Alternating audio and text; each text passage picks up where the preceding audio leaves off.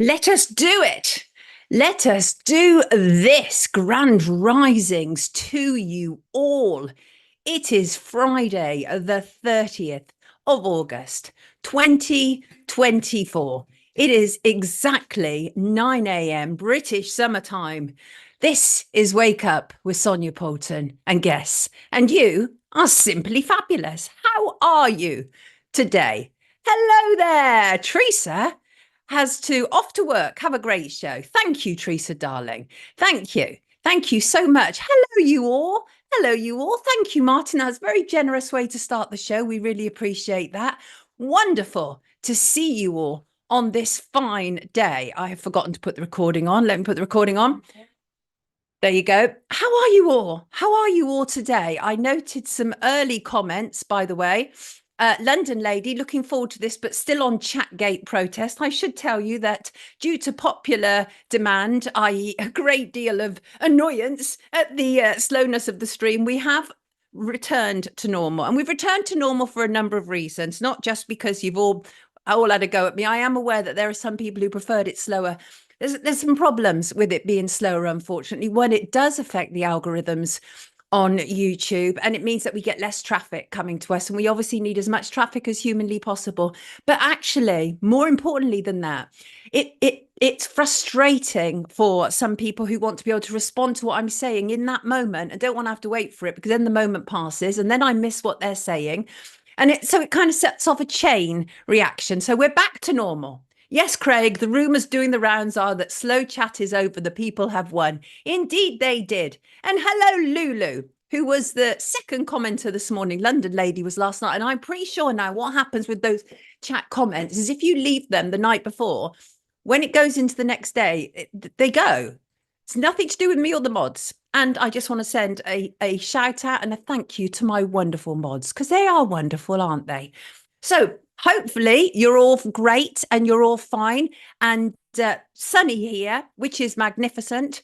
We all need some sun, don't we? Frankly, we all need some sun. Let's see who's in the chats this morning. Whoa, whoa. Well busy. Hello, JL Gonzalez and Martin and Mark Colley and Shinri, hashtag Chatgate, and Soul Sound and Crone and June and Simon and Cavan and Julie C. And who else have I got here? There you are, London lady. There you are, my darling. And Healing the Silence. Grand risings, everyone. And hello, Craig.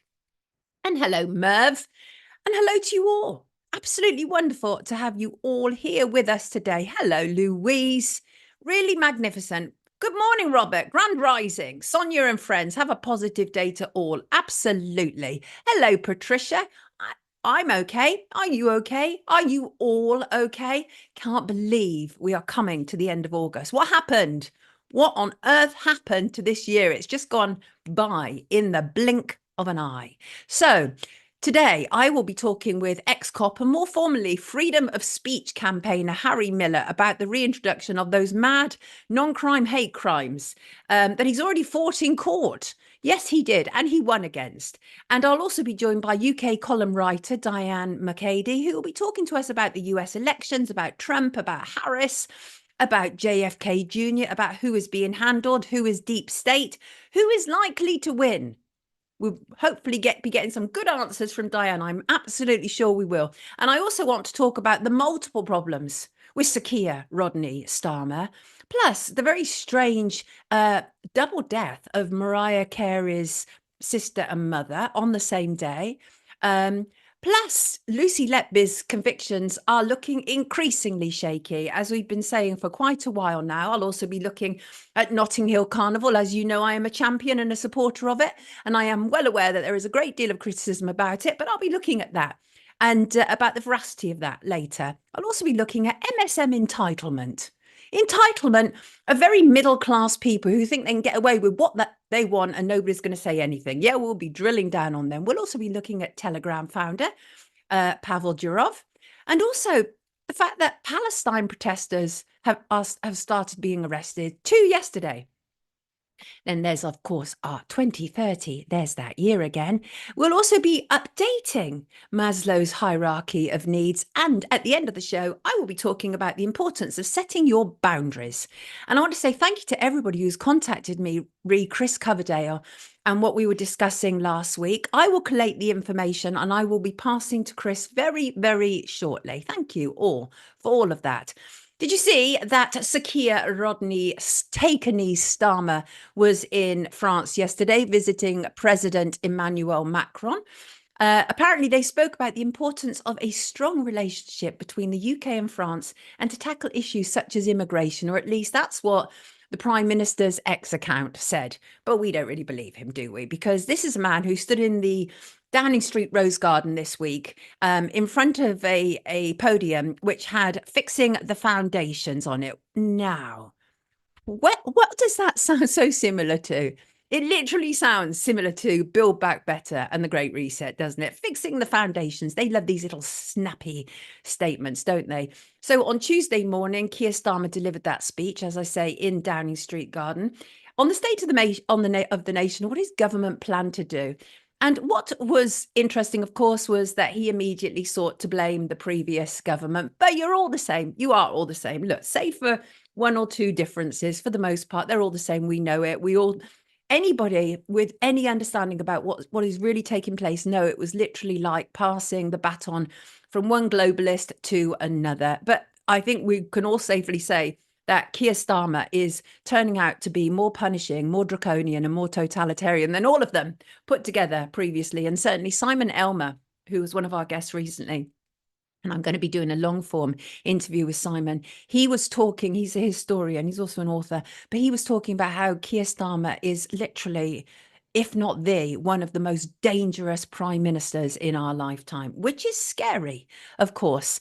So that speech, he talked about, oh, it's going to be a painful budget.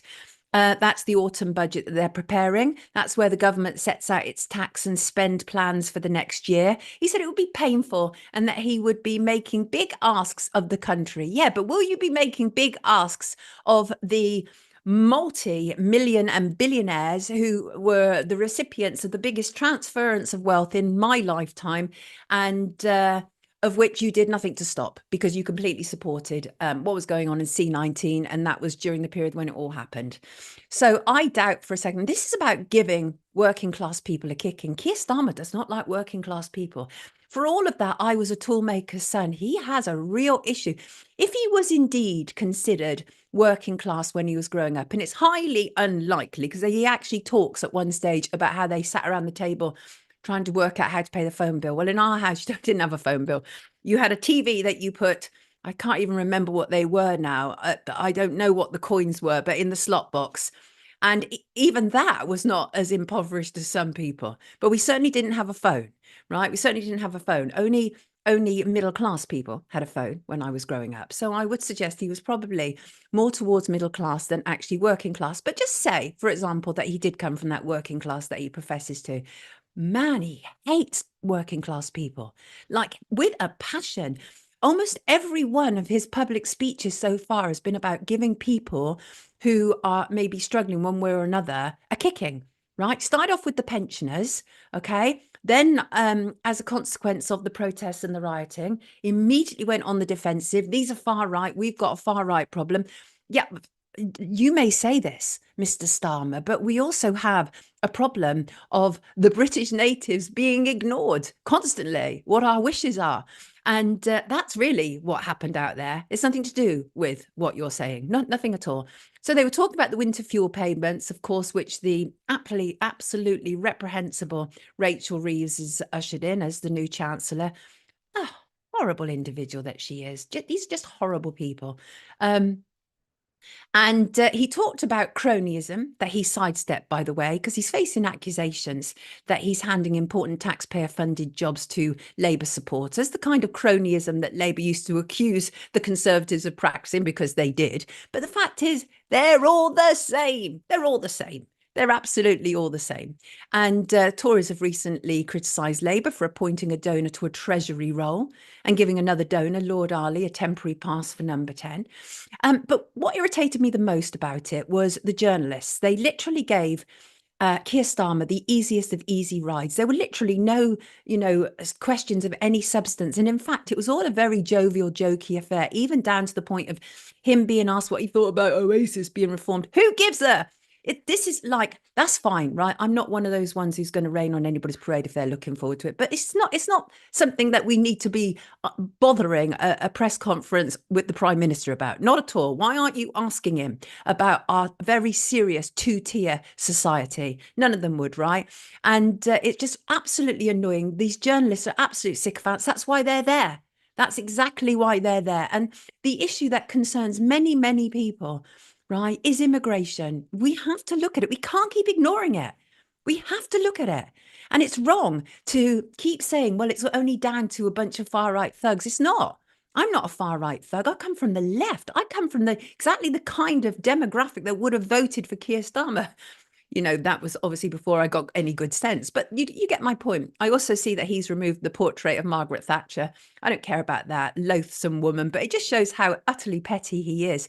And what's ridiculous about it, of course, was that last December, as I revealed on this show, he was really cozying up to the Conservatives by saying how, Margaret Thatcher had set a certain blueprint and everything. The fact is, Sir Keir Rodney Starmer will say whatever you want him to say in that moment in time. Unlike my next guest, who will not say what you want him to say in that moment in time. He stands up to be counted. Oh, here he is, Harry Miller. How are you, Harry Miller? I'm very well, Sonia. A little bit depressed about the recent shenanigans by Keir Starmer, but there we go.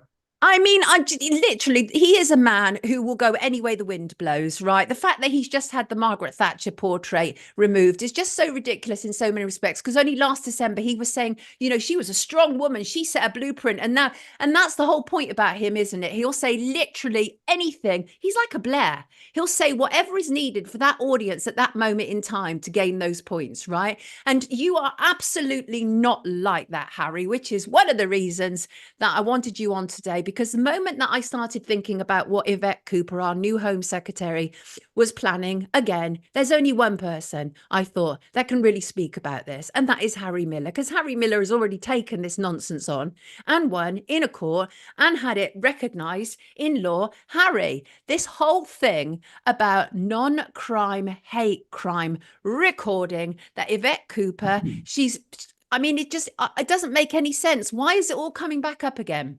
I've absolutely no idea, but I think I do actually.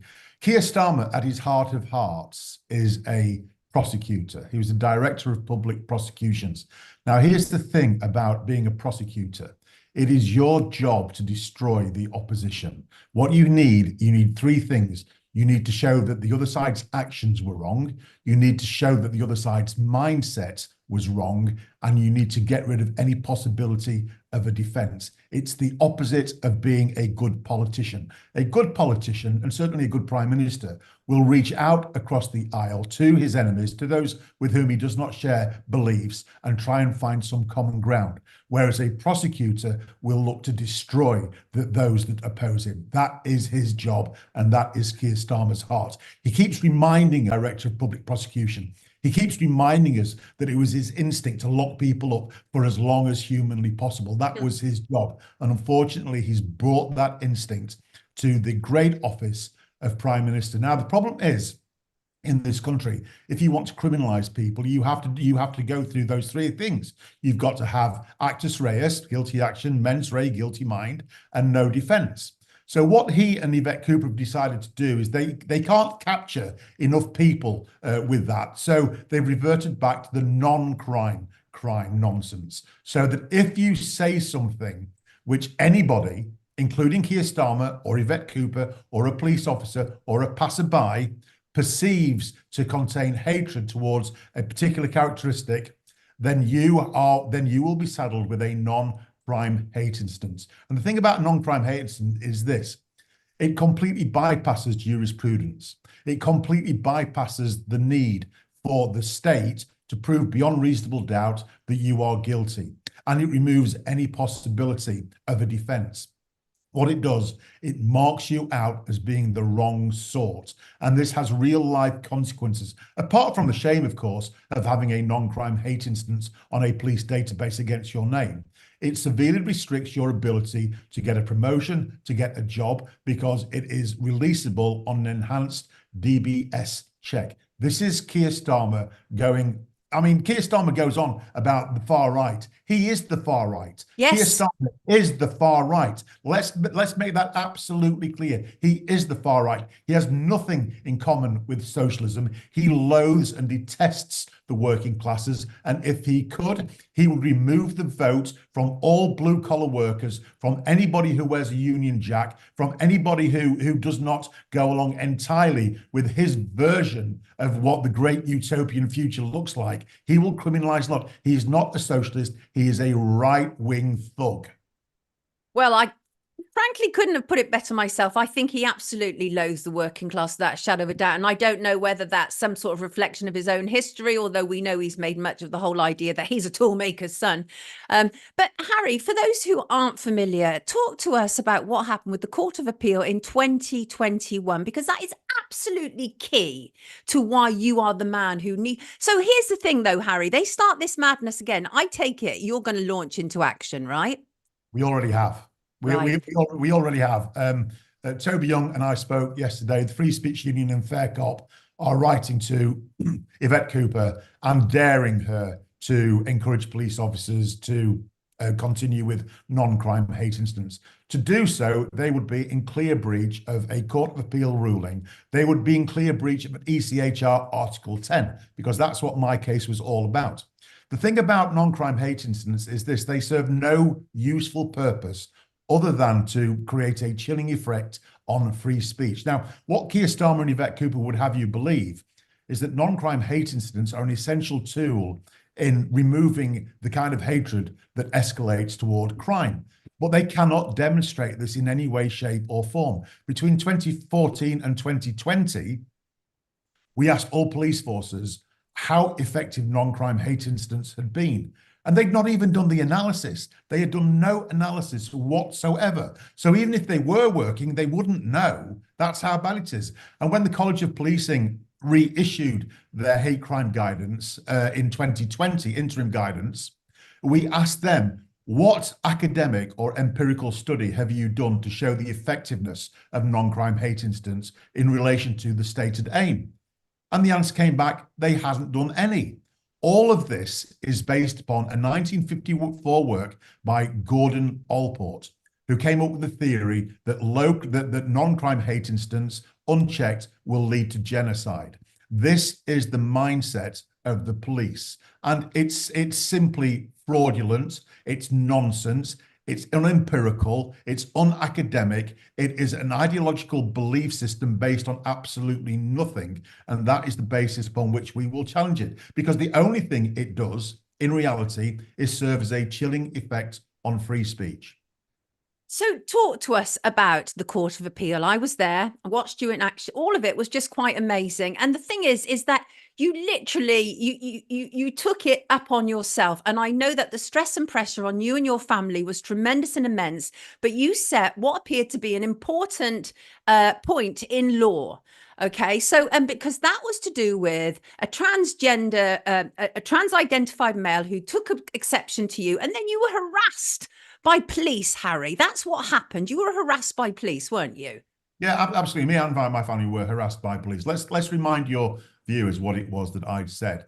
I quoted somebody else's poem that points out the indisputable fact that a trans woman's breasts are made of silicon and that their vagina goes nowhere. I pointed out, because I'm a Sheffield lad, that Sheffield women know the difference between lads and lasses. I made a joke saying that I was assigned mammal at birth, but I identify as a fish. This, the police decided and argued, not only at the High Court, but also at the Court of Appeal, made me a prime candidate for the leader of a future genocide. They literally said that without necessary intervention, I would go on to persecute minorities, to commit violence, to commit murder, and bring around or help to contribute to a new genocide against trans people. This is the degree of lunacy. It's eschatological in its nature. You can go to America and listen to some fire and brimstone preachers, and they won't come out with anything quite as nonsensical as that. But this is what the police decided to argue in front of the High Court and then at the Court of Appeal. And there is no justification whatsoever for reintroducing non-crime hate incidents. It's just another attempt to silence the majority of people who hold views which Keir Starmer and Yvette Cooper do not hold. And I don't think it's a coincidence that Yvette Cooper's son is also a trans activist and a drag queen, and she may have her own sympathies in certain directions. But we've got some questions going on here. Marie wants to know, how do you know if a non-crime has been put on you? Now, Harry, this is a whole hotbed, isn't it? Yeah, well, the thing is, you don't. You may know because the police may decide to tell you about it, and what they are likely to do is say, stop your behavior because your non-crime, if it continues, will escalate into a crime. They may also offer you the opportunity to go on a rethinking course, a re-education course, or it may be that they don't tell you at all, and so you simply don't know. And it may not matter that you don't know, but then again, it may matter because you may not realize why you didn't get that job that you applied for, or you didn't get that promotion that you applied for, because it's in the chief constable's gift to decide whether or not to reveal on an enhanced DBS check your non-crime hate status or not. So it's entirely a lottery. And this is not the basis for a rational, reasonable country. This is not the basis for people to live. This is what used to happen in East Germany. This is what happened with the Stasi. The not knowing is almost as bad as the knowing. Will ultimately happen though, because police are already struggling. I speak to police on a regular basis, including yesterday, about the kind of pressures that they're under and how they can't actually attend more serious crimes because of what's being put on them. Now, as a former cop yourself, give us an overview of what you think is happening with the police. Surely they can't be happy about this. No, they're not. They're not happy about it, but it serves as a very easy way of dealing with people that they don't like, because it's the threat of prosecution. It's the threat of being brought to police attention. It's the threat of having something on your record, a black mark against your name, which terrifies people into silence and into compliance. I think it was 2 weeks ago, I had a meeting with around about 380 women on X Twitter space, who were on a Saturday night, of all places and of all times, because they were terrified of what they can and cannot say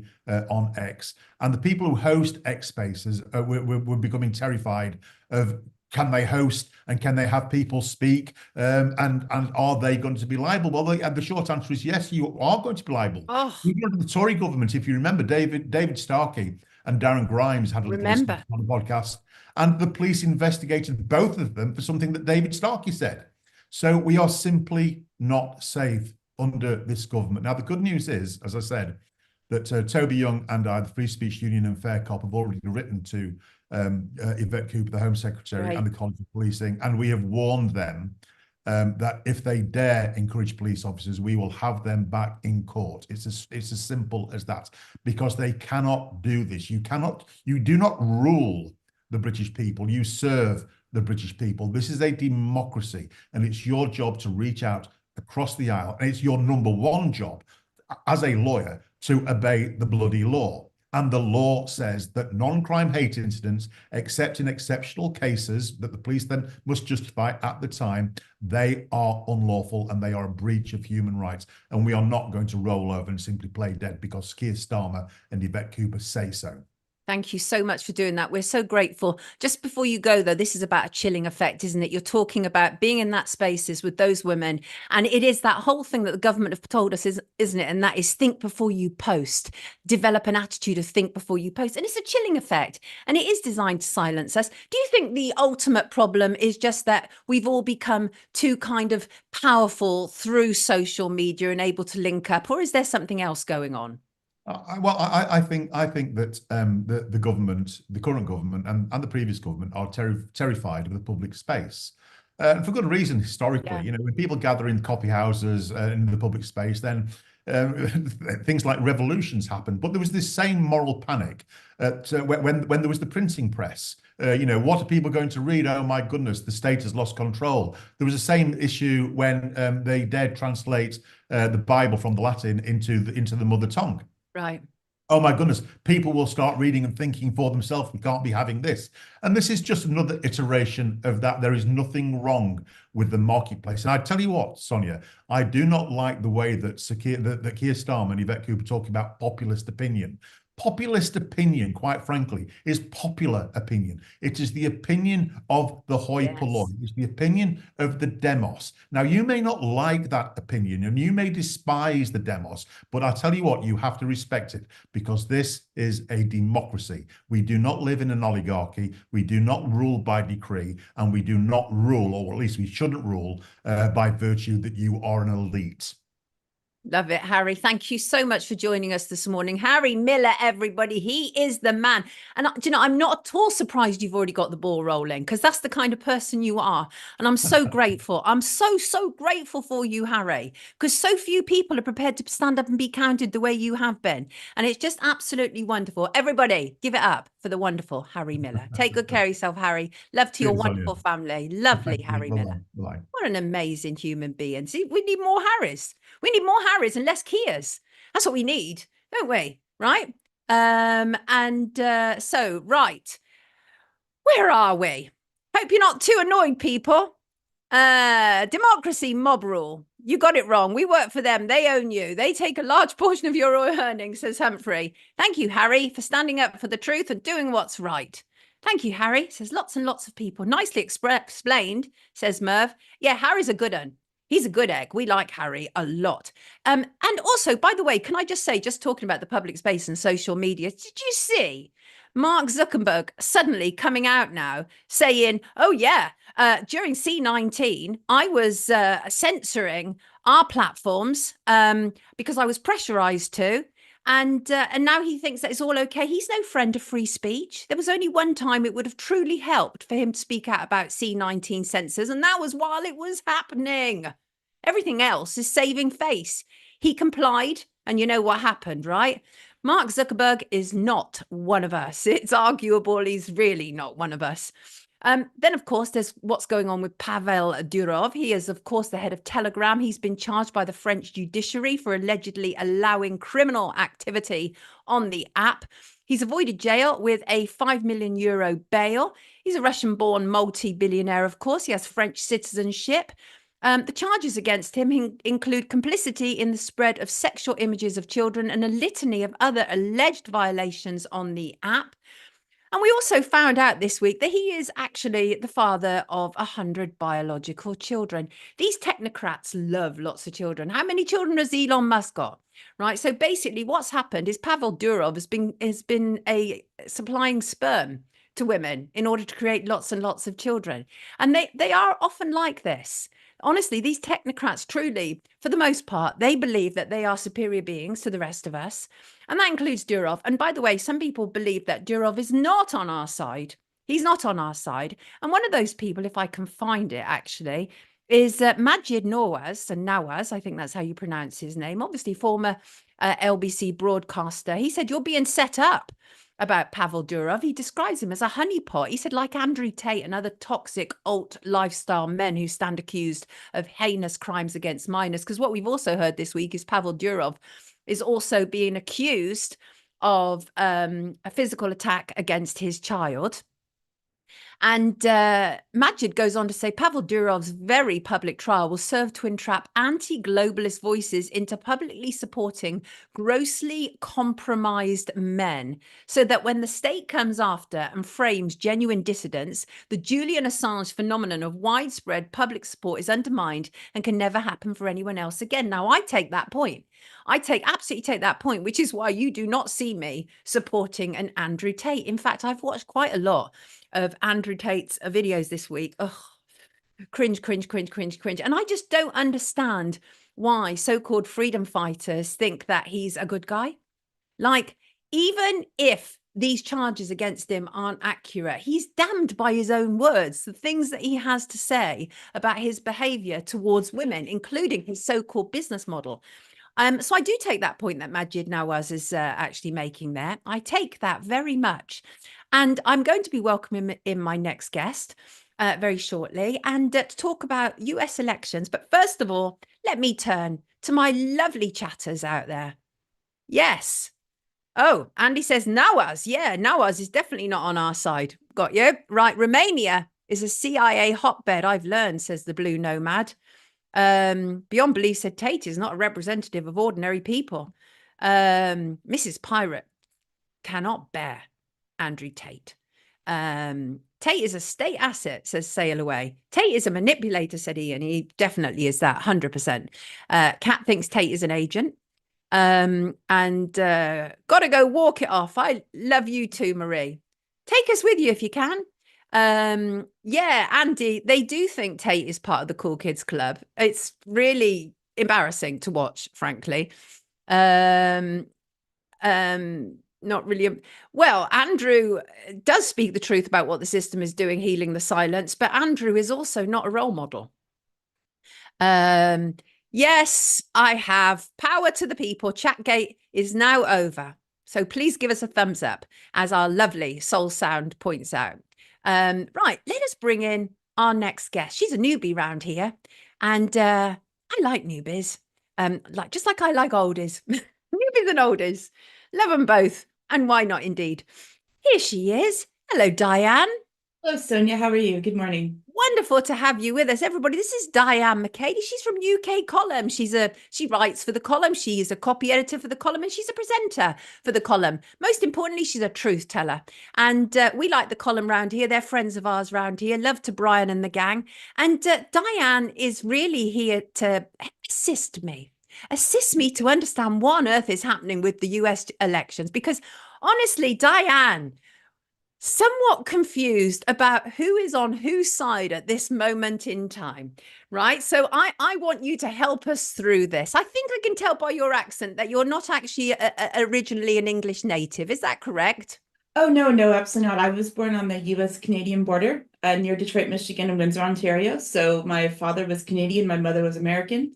And I've lived in 3 different countries at this point. So I've had a range of political experiences, and I studied politics for years and these different situations. So I feel like as a part of the UK Column team now, one of the things that I can do is try to help people kind of understand in a British context, because I've been here for 10 years now. Wow. Of what goes on across the pond, and kind of how our 2 special relationship countries kind of work together and what happens, because I don't think we can talk about one without the other. And I'm seeing a lot of parallels that are going on right now with this whole election cycle in both countries.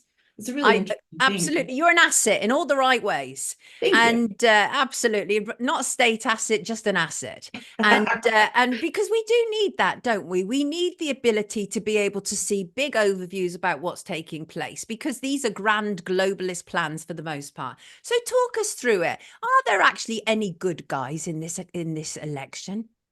I don't think there are, honestly. It's a question of, I've requested a ballot because one of the things that I intend to do is to show people here in Britain just how long the American ballots are, right? So as someone who lives abroad, I get the ballot, it's based on the last state that I lived in. So it's about 4 pages long, and you have to vote for different judges, different little tax situations that they want to vote on. And so you get all these different situations. But I really don't think that, my personal opinion is that most people will just vote what we call straight ticket, right? So we only have choice A or choice B. So you choose one or the other, and everything else just goes along with it. And I think all the rest of it is just a distraction, because honestly, you would need a few days to go through the ballot to decide who exactly you want and what you think and what you want.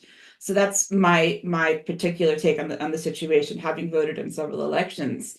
It's different here in the UK, right? Because we have the Lib Dems, we have the different, smaller parties. We had Reform, we've had Reclaim, we have the Heritage Party, all these little parties that have sort of popped up, especially the past few years for certain reasons. But in the States, we don't have that, right? And so we saw that with RFK Jr. dropping out a few days ago and endorsing Trump. And what I will say about that from a personal perspective, having lived through that, is that my mother, who was from Arkansas, Bill Clinton's home state, she used to work on the Clinton campaigns when, back in the 90s, she was all about being from a working class background, supporting that whole sort of ethos of American life in the middle America, essentially. And so it kind of was seismic for me last week when RFK dropped out. He was essentially an independent. He's not perfect. He did write a book the last couple of years about Anthony Fauci and the vaccine program, and that was a massive book. I have a copy of it myself. But when he dropped out, Democrat royalty, right? It doesn't get much higher in the States from being a Kennedy. He dropped out, endorses Trump, and then there's this big spectacle around it. And then you wake up and you're like, what exactly happened here? What what exactly did happen there? Because even though it must be astounding for you from that's kind of like able to have that sort of inside understanding as well, it's astounding for everybody else. Who ever saw those two coming together? Oh, I know. It's absolutely incredible. And I think that, there are a lot of different ideas floating around out there. If you can be on X all day long and read 1,000 different opinions, as I do, as I'm sure you do as well. But, my feeling is that the Democrats, whoever is if we want to call them the deep state, if we're going to go there, the Democrats, whoever put Kamala in her little anointed position now, probably pushed him out. That's my feeling, right? So that she only has one other competitor. Anyone who is now on the Democratic, the leftists, I won't even say Democrat anymore because it's not the party that I grew up with. Right. And, they only want the big, nasty orange guy to have to compete with when it comes to votes, right? I think it's pretty simple.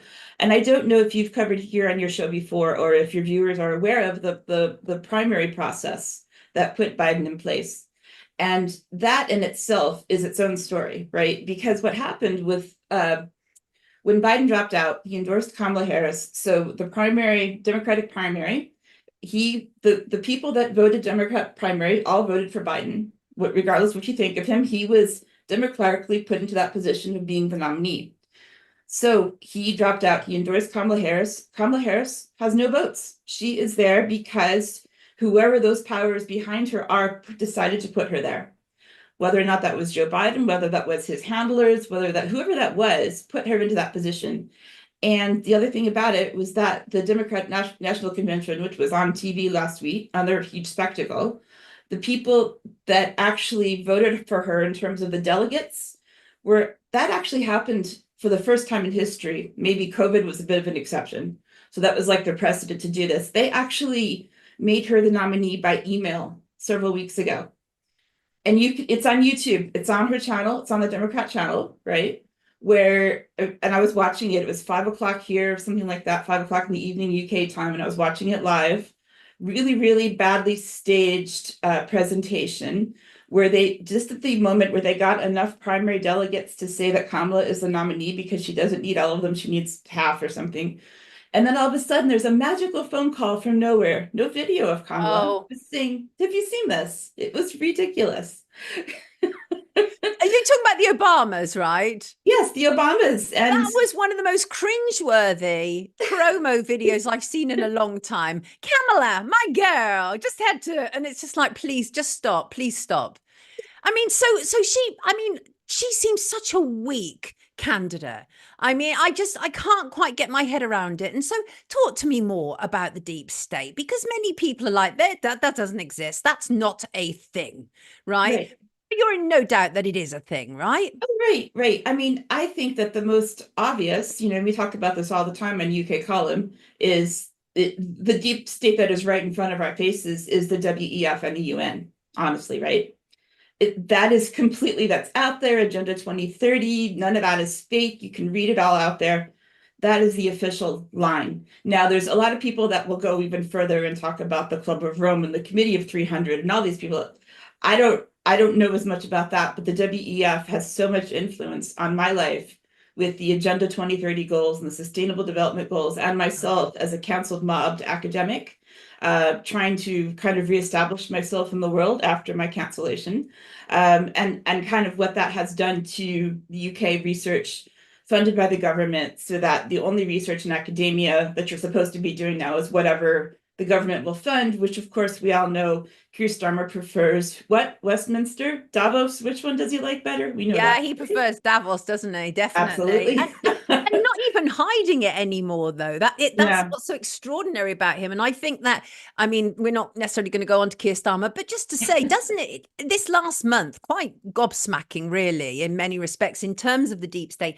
And I do agree with you, Diane. I do think all of those things, the Trilateral Commission, the Fabian Society, they're all part of a deep state, whether here or in the US, because obviously the thing about these organizations is their tentacles of influence spread far and wide. They all link up, don't they, at their globalist meetings, whether it's Bilderberg or at the annual WEF conference. So what are we to do? Because as you say, you're a cancelled academic. You've had to, you know, sort of reevaluate your life, what you're about, what you can do. And it's brilliant that you've been able to reemerge in this way as well, because you bring with you a wealth of knowledge and information, which is sorely needed so much, so incredibly much. So any idea how this election is likely to pan out over the next month or so? Well, I think that right now, Harris is in the lead, and we don't know, is that a bump, post convention, right? Because the convention, as they play so much on emotion, right? In the joy and we're moving forward and we're so happy. Never mind the fact that nobody can afford a dozen eggs anymore in America, but that's a different issue. We'll still be joyful. And I right now she is in the lead. I am predicting, I don't know, I'm predicting that she will win, unfortunately. I think that the whole thing with the so-called assassination attempt on Trump didn't do Trump any favors. That's just my feeling. Oh, right? well, I want to hear that opinion, because there's a counter opinion that did him many favors, that set him up as sort of a hero, and the way that he was able to emerge from it. So you say it did, in your opinion, it didn't do him any favors. Expand on that for us. Well, I think, with his so-called base, if you want to call them the MAGA people, maybe because they see him as this savior, when actually he's really not. He's just as much in with the crowd that we're talking about as anyone else. If you go back to 2021, I think, yeah, it was 2021. And I just tweeted about this, and you can see the tweet. Anyone who's watching can follow me at Diane UKC and see this tweet, because I've got the link to it. He went in front of the UN in 2021 and said, well, in America, we've had all the ventilators, all the vaccines. We've been at the forefront of supplying this to the world. We now have a surplus. He pushed the vaccine, Operation Warp Speed, all those things. He was all behind that. And what's interesting about it, as my father used to say, God rest in peace, I loved him to death. He used to say, we have short attention spans. And he said that after 9/11, right? Where, a few months on, we forgot that, this thing happened, and there's still questions about that. My mother never recovered from JFK's assassination. She was in her early 20s when he passed away, or when he had his head blown off. It was terrible, of course, and she never recovered from that. But that made her start to suspect everything. She never believed the moon landing actually happened, right?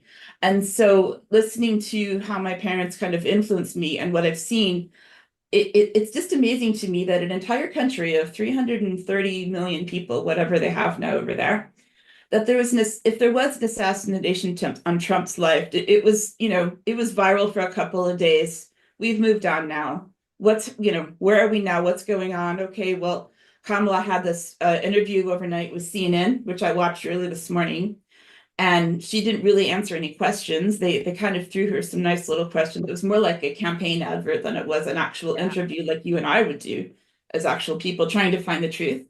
So I think there's a lot of questions around what happened to Trump. He had the iconic bandage for a couple of days, but now people are saying, well, was there really an attempt? Because we don't even see a scar on his ear now, right? So the people like us who are actually trying to find truth are looking at this and saying, this was really weird. Why did this happen? Why did the so-called shooter die? We'll never find out for sure if he was the person, because he's apparently dead now.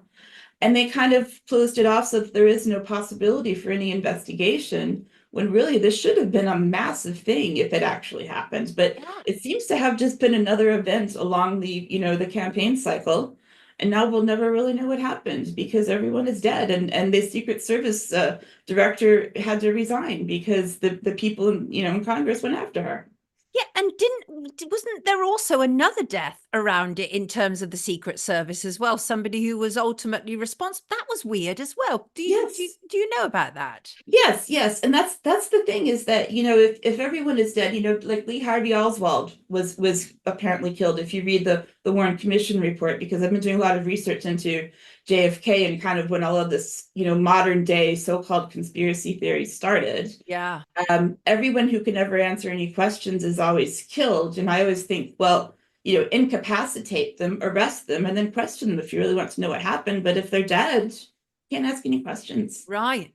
I mean, I think you're absolutely so perfectly placed to answer this. And that is, can you draw any parallels between what was happening at that time when he was assassinated and what's going on now?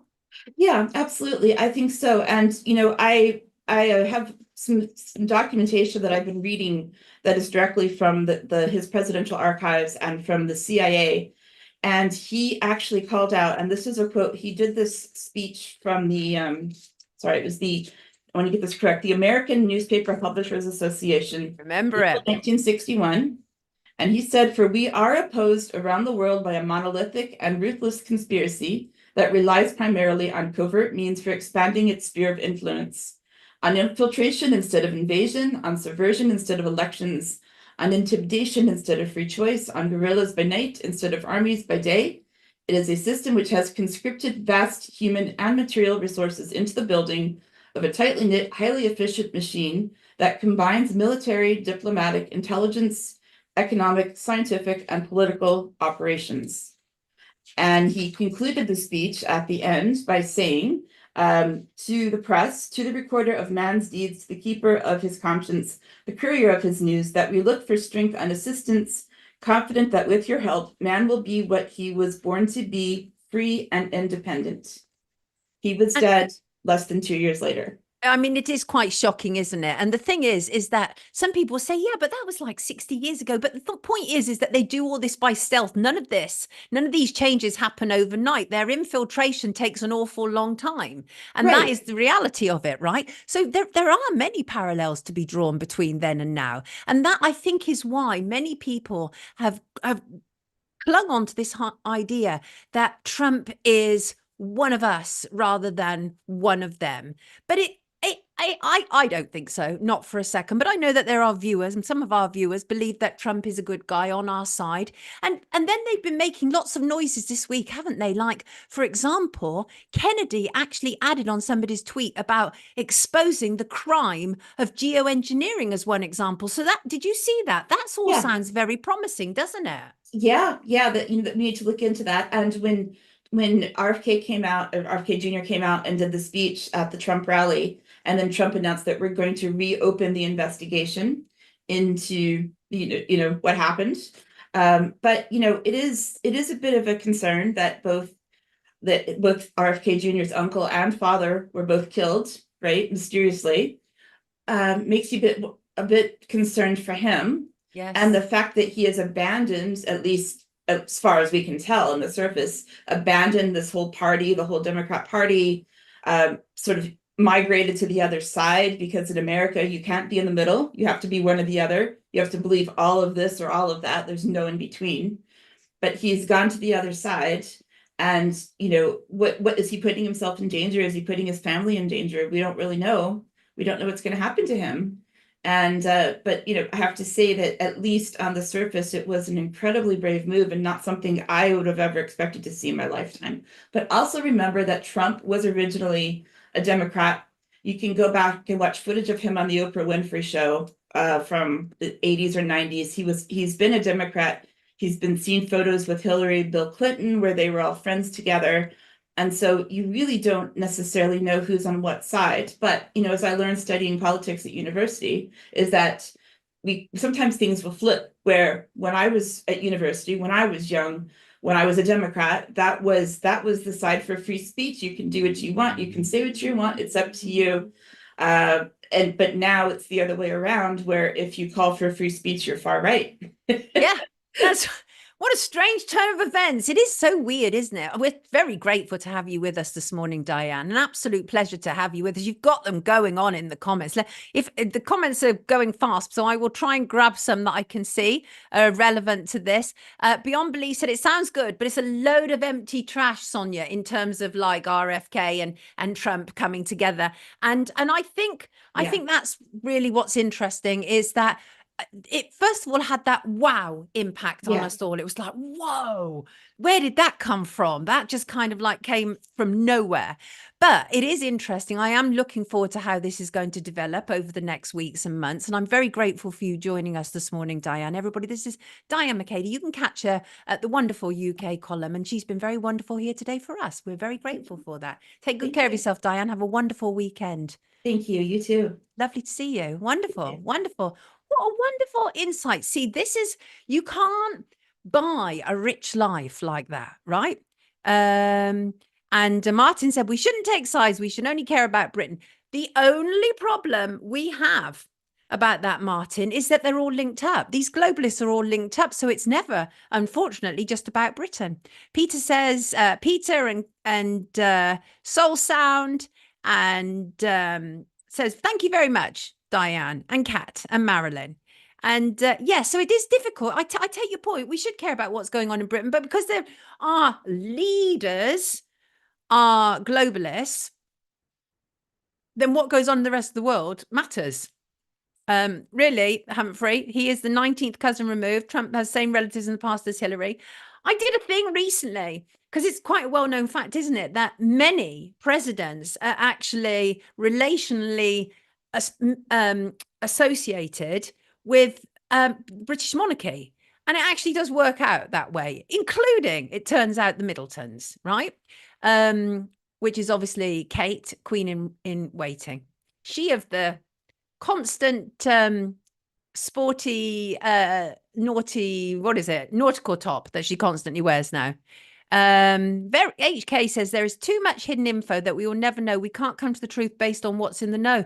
And that is the reality. And that is why we absolutely need people who have an understanding, right? Sipo says Trump and RFK, two extermination supporters who bow to the people who aren't allowed to criticize. Trust them at your peril. Martin says, not my leader, Sonia. Understood. It's spooky all the presidents are all related to each other too, says Peter. Pink Diamond said, America never left the empire. It's all the crown, and that's not the monarchy. Yep, got you. Absolutely. I hear you, sister, says Mel's. Yes, same bloodlines. Rhesus negative, says Humphrey. I should point out I am a rhesus negative, Humphrey, which doesn't make me a lizard. Okay? Can we all just be really clear about that? I am not a lizard. It's official. Right. Let's move on. Let's look at some of the news, right?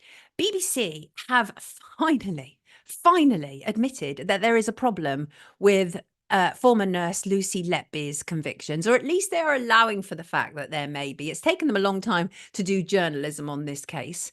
Many of us are not surprised about that. But for some time now, a growing number of experts have been raising very serious concerns about Lucy Letby's convictions, claiming that evidence has been misinterpreted, evidence has been missed. And I just wanted to look, I looked through what they're actually saying, and they are acknowledging a lot of the stuff that we've been acknowledging around here, including the fact that the staffing rota was problematic. There was a staffing rota which showed that Lucy had been on duty for every suspicious death or collapse between June 2015 and June 2016. That was a key part of the case, but a number of statisticians, I think I've said that right, have really publicly questioned it, including Professor Richard Gill, who's been on here, including Nigel Jacklin, I see, who had tweeted me the other day. He's also somebody who's been on here, not about Lucy Letby, but he's also a statistician, and he has very serious concerns about it. And the professor of statistics that they've quoted in this BBC article is one Peter Green. And he said the chart appears to be very convincing, but there are a number of issues with it. A big thing is that it only describes 25 of the bad events which happened on this period. It doesn't include any of the events that happened when Lucy was not on duty, which is Really convenient, isn't it? And as the article points out, there are at least 6 other deaths, numerous collapses. And this is a really sad state of affairs. This is a neonatal unit we're talking about. These babies are already born struggling, many of them deeply, deeply premature. So these parents who have lost their babies, or there was attempted murder on them, according to the prosecution, according to the convictions, they must be devastated. And none of my questions take away anything from them. But I do believe that this is very likely unsafe convictions taking place here. And justice is not served by unsafe convictions. And this article also quotes veteran MP Sir David Davis. He has a history of championing in miscarriages of justice. But where he was really alerted to the problems of the Lucy Letby case was this whole thing about the New Yorker article. Are you all familiar with that? So the New Yorker ran actually a brilliant article, a sort of forensic examination of the case. But you couldn't access it in the UK while the appeal was ongoing, while Lucy's appeal was ongoing. We literally were in this vacuum where information about Lucy Letby and questions being asked about her were being blocked. And that was the point when David Davis said, well, there's something wrong here. He said it started off, he said he originally started off by thinking that Letby was guilty, and his doubts surfaced only in May. Like me, recent to the case of, there are many good people out there who have taken the fall for this, for questioning this when it was not popular to question. It's now become more popular to question. But there are many good people who are absolutely demonized as, just the most horrendous, murderer sympathizers and, tinfoil hat wearers, and all the usual nonsense that people who actually haven't done any research usually call people who have. But anyway, so David Davis, recent newbie to question in this case, like me, but he said he's not sure that he'll necessarily take it any further. And bear in mind that he also talked last week in the Times about how he was discussing with Mike Lynch, who died on the Bayesian yacht in Sicily a couple of Mondays ago. He was discussing with him about setting up some kind of new organisation which looked into miscarriages of justice, because in the UK we have a real failing when it comes to miscarriages of justice. The CCRC, which is the body that is supposed to look into miscarriages of justice, is a failure. It is an absolute failure. And we see it repeatedly, but we saw it the other week with Andrew Malkinson, who was inside for 17 years for a rape he never committed. And the CCRC failed him throughout, didn't want to look at the new evidence or anything else like that. And it actually took an independent organization fighting for his justice to raise this up so much that something could actually be done.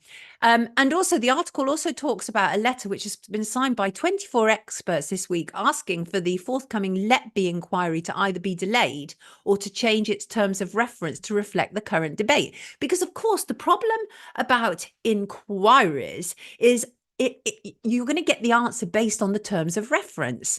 Well, at the moment, the terms of reference is absolutely, she's guilty. How was this allowed to happen? But a new debate has started here, and it's a significant one with a significant body of people who are saying something may potentially be wrong with these convictions, and that needs to be looked at. And the inquiry needs to take account of that. So I'm really glad that these experts have grouped together and said that. Hopefully something can happen here. Something can happen. But what we also know is nurses have said to be terrified to continue working in the NHS in case a Lucy Letby situation happens there, right? Because if Lucy Letby is innocent, that means she is the forewoman for something else. Now, it is highly likely that she is the scapegoat for very serious failings within the NHS. We know around the period of time that she was accused of murdering and attempting to murder these infants, 14 in total, 7 murders, 7 attempted murders. We know that around that time, there were serious problems happening in the NHS, just as there are now, as a consequence of austerity from David Cameron and Nick Clegg's coalition government. And there was an increase in deaths in the NHS. And that was happening when Lucy Letby was being accused of murdering babies. So we are now being told that nurses are terrified. And it's time, actually, for Yvette Cooper, rather than to revisit this non-crime, hate crime nonsense, to step up to the plate as Home Secretary and find out what on earth is going on and why nurses are being left absolutely terrified. She probably won't because she's arrogant. Don't like Yvette Cooper at all. But I do ask at least that she does her job. So let's see what happens with Lucy Letby. Give me a feel in the comments what any of you are thinking about what is going on regarding Lucy Letby, because something's wrong, isn't there? Something is very, very wrong. We know that. So, Journey Through the Earth. Oh, what's that? That looks like an interesting quote. I don't know that. Healing the Silence says, when Lucy is found innocent, there should absolutely be a public inquiry into the failings of every NHS hospital, GP, etc. I was just Soa say Journey Through the Earth and look what the outcome was for the criminals. That apparently is in the Quran. That's interesting. What was the outcome for the criminals? I can't remember in my lifetime another serial killer's family and friends non-stop support for them, says Anne Marie. And what else? Pink Diamond thinks that Lucy is actually a sacrifice. Well, that's troubling, isn't it? And lots of people do believe that. Oh, beyond belief. Aren't they far too busy deciding where strangers should smoke? Should we talk about that? Shall we talk about that? Is that a dead cat though? You know what they do, right? As they are busy, and I did tweet about this, right? As they are busy, oh, Roger's asking, what is my beef with Dan Wootton? Where would you like me to start, Roger? Where would you like me to start? You only have to look at his history in media, right? What he was doing to people, what he was writing about, and what Byline Times exposed about him. That will give you a good start. And I've also made several videos about Dan Wootton. Dan Wootton is not on the same side as me. We're not singing from the same sheet. He's absolutely obsessed with Meghan Markle.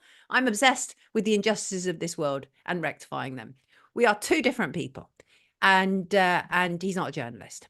He's not. He's a sensationalist. But why have you just got me onto Dan Wootton? See, this is what happens, right? Anyway, right, let me see. Inquiries, beyond belief says inquiries are great for whitewashing. Yes, they are. Let's talk about that smoking thing. So yesterday, and so many people have got caught up in it. Literally, this is what they do, right? I do think they throw us these dead cats of something that they know will just horrify most people. And here's the thing. I stopped smoking 15 years ago now. I had a very, very serious nicotine habit. And I, at one stage, as a journalist, you don't believe this, the height of my smoking, I was smoking 80 a day, right? And very crazy. But so I stopped a long time ago, but I know how hard it is to stop smoking. Is extremely hard indeed. And so I understand that. But Keir Starmer came out and said that he is considering, and this is what made me angry as well, is the newspapers were reporting it saying Keir Starmer has confirmed that smoking will be banned outside. No, he didn't. He confirmed that he was considering a ban outside. Now, that is misleading. That is fake news. And that was carried by a number of media, including LBC. And I had to correct them, just saying, where is Ofcom when you need them? Because this is fake news. Because obviously what it does is it gets people to jump up and down going, oh my God, what's going to happen? What's going to happen? And when you are addicted to something like that, and actually I was watching a study yesterday, it isn't nicotine that people are addicted to. It is possibly one of the 226 chemicals they're now putting in cigarettes. And there was a long-term study about how nicotine isn't actually the addiction, which is interesting because I'd never heard that before. But anyway, so what he's saying is that he's considering banning it in pub gardens, really basically anywhere in public. They're not saying ban smoking. What they want to do is ban, what they're claiming to want to do is ban where you smoke. Now, the thing is that will be the death of, in many respects, I think, of establishments like pubs. And remember what Harry Miller was saying was that they don't like us coming together in the public space. They don't. And that has to be related to it in some way. But nonetheless, I did think that people gave too much attention to the whole smoking thing yesterday, because there is so much more else going on. Truly there is. And like the news schedules were full of the whole smoking thing. And it is only being suggested. And Keir Starmer, he kind of launched the idea with this how many people die from smoking related illnesses each year and how costly it is to the NHS. Yeah, but here's the thing, is that it is extremely expensive to smoke, and a lot of that is taken up on tax. So first of all, people should have freedom to do exactly what they want with their money. And the people who may then need hospital care really already paid for it by being so heavily taxed. And I speak as somebody who doesn't smoke. I think the idea of banning it in public is ridiculous. Frankly, it's absolutely ridiculous. And again, it's about levels of control, which is obscene. What are your thoughts about that ban, people? And Kat had agreed, yes, nicotine is not that addictive on a par with coffee. That's what I was reading in this study, that we've basically been misled for a very long period of time. Synchronized soul, I hear that. I also saw another study which actually said that it could be used to treat a number of illnesses as well. And oh, you've stopped, have you, Martin? You stopped. I know it's hard. Shug is giving some advice. You might want to see the advice that Shug is giving in the comments right there. What a good question, HK. Will they ban fluoride in water too? Now, these are the things that I think people would support. But even non-smokers, there you go, right there. Marilyn, right there. Marilyn, I'm going to read because that's exactly it. I am not a smoker, but I support people's right to choose, right there. Because this is really not about saving people's health. This is about control. And probably, Drumstick says it's fascist to ban smoking. I'll continue to smoke outside, but not in the face of non-smokers, of course. And for the most part, smokers are actually fine, decent people. Whenever I'm at parties, right, and people can't smoke inside, I gravitate towards the smokers outside because they're usually having the most fun, right? They're usually having the most fun. Back with the pub's smoking ban, extractors would have made air cleaner than the street and the pub. Don't take away my cigs, it's bad for other people's health, said Catherine. And Crazy Bunny needs a fag right now. Yes, I hear you. But yeah, I also felt that was a distraction, because think about all the other things that they're currently doing at this moment in time. You know, they're ripping 11-year-old kids from their home at dawn, accusing them of being part of rioting, right? I've never seen them rip a predator from their home at dawn, right? Was Hugh Edwards ripped from his home at dawn? Talking about Hugh Edwards, can anybody tell me the difference between Hugh Edwards and Jermaine Pennis? Because I'm pretty sure that one has been treated appallingly and disproportionately, and the other has been treated with kid gloves. And the one that's been treated with kid gloves is the one who was found in possession of Category A child abuse images. Jermaine Pennis, as far as I understand, only sent text to several colleagues, and that was it. He's not in possession of child abuse images, but look what the BBC did to him. They made it public. They kicked him under a bus. And one has to ask why. What was that all about? He was a presenter for them, high-paid presenter. And you know what? It isn't right, him sending texts to other members of staff if they're kind of sexual or in anything like that, because there are power imbalances. He is a presenter, considered the talent in broadcasting, whereas backstage staff are considered kind of secondary to the talent. So there's a power imbalance there. But they kicked him right under the bus. And I just feel, again, that was like some kind of overreaction. KB, I just did. Did I not just? And I haven't finished yet anyway. And also, why are you putting all in capital letters like that? Why are you putting all in capital letters like that, eh? So yeah, that was fairly appalling. That happened this week, but there are some reporting restrictions on that, by the way. 11 years old, he was said to have attended protests with his mum. They were both arrested at dawn, and I think it's absolutely appalling. And if KB, rather than writing big bold letters, actually looked at my social media, he would see that I have said rather a lot about that, including comparing it to really serious, heinous crimes that are happening and the disparity there. It's wrong. It's absolutely wrong what is taking place. Yes, it is. And also what is wrong that is taking place is the arrest of Palestinian supporters. So what we've seen yesterday is Palestine Action's co-founder Richard Barnard is facing 3 charges for 2 speeches. He is accused of supporting a proscribed organisation under the Terrorism Act and for encouraging criminal activity. And there was also a further, actually there were 2 arrests yesterday. Counter-terrorism police also arrested journalist Sarah Wilkinson for posts online. And honestly, in many respects, it's really troubling. And so what we do know is at least one of them, which I think is Richard's. Richard's plea hearing is on September the 18th from 10 a.m. at Westminster Magistrates Court in London, NW1, and people are mobilising there. But this is really troubling. This, I think, is what you can safely call a police state. Nobody appears to be safe if they are speaking out. Okay, if they are speaking out against the powers that be, and we know what the powers that be are. They are globalists that absolutely support Israel. And any default from that is a problem. So what we've obviously had over the last few weeks is we've seen this disproportionate reaction to people who have been protesting on our streets. Compared to so much else that is happening of a very serious nature.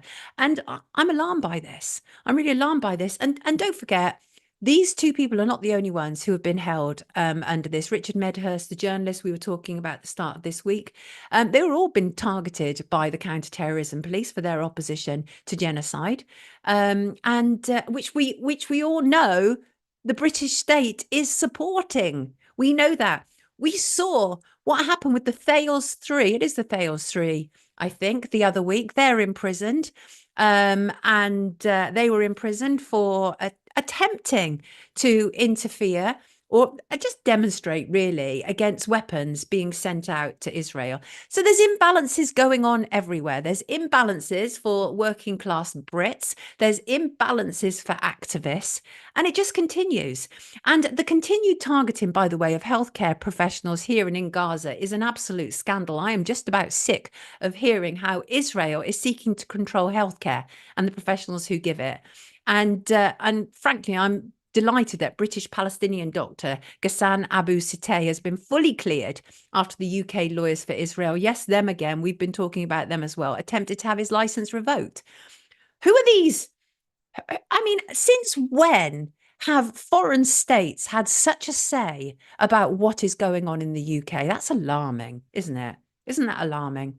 And also, can I just say, really concerned about the level of fake news that is taking place on X. Very serious degrees of fake news this week. And they're big accounts, big anonymous accounts that are making thousands each month since it's been monetized. And there's lies. They're lying that Tedros, leader of the WHO, had come out and said monkeypox all over. He said that 2 years ago. And these kind of things are really unacceptable. They are. And yes, I do have a blue tick, and no, I didn't pay for it. Right? I didn't pay for it. In Twitter 1, I had a blue tick for being a recognised journalist and broadcaster. I had to supply extensive evidence to support that. In Twitter 2, now X, I had my blue tick taken because the new rule was that everyone could have a blue tick if they were prepared to pay for it, and I wasn't. Several months later, my blue tick was given back to me by X with a message that said I was influential. I don't pay for the tick. Every couple of weeks, X sends me money and for having a blue tick. I don't know what to make of all this, but I know that I don't post in order to make money on X. I don't post hardly on X at all. Maybe once a day, if even that. Some people post multiple posts to make up that money. And the other lie that has been going around social media this week, and it's not acceptable, is that Bill Gates was in Parliament this week. No, he wasn't. He was in Parliament 26th of October 2022. But if somebody can give me a source to show me that Bill Gates was in Parliament this week, I'd like to see it, and I will take that back, right? And but he did meet Keir Starmer in 2022, and they both very interested in climate change and global health. So you know what that all means, right? You know what that all means. And I'm just looking, by the way, I'm just looking at this image of this 11-year-old detained by Middlesbrough police. But as I said, there are reporting restrictions on it. We can't find out anything about this child, and it's really, really bad. It's really, really bad. And there are bad people. There are bad people everywhere. But an 11-year-old being arrested at dawn is abhorrent. And don't forget, last week I commented on, I might even have been Monday, how Sheila Fogarty, the LBC presenter, was suggesting that children taking part in the protests should be removed from their parents. Like, this kid would be one of the first ones that Sheila Fogarty would be like, get that child away from that mother. Terrible. Absolutely terrible stuff.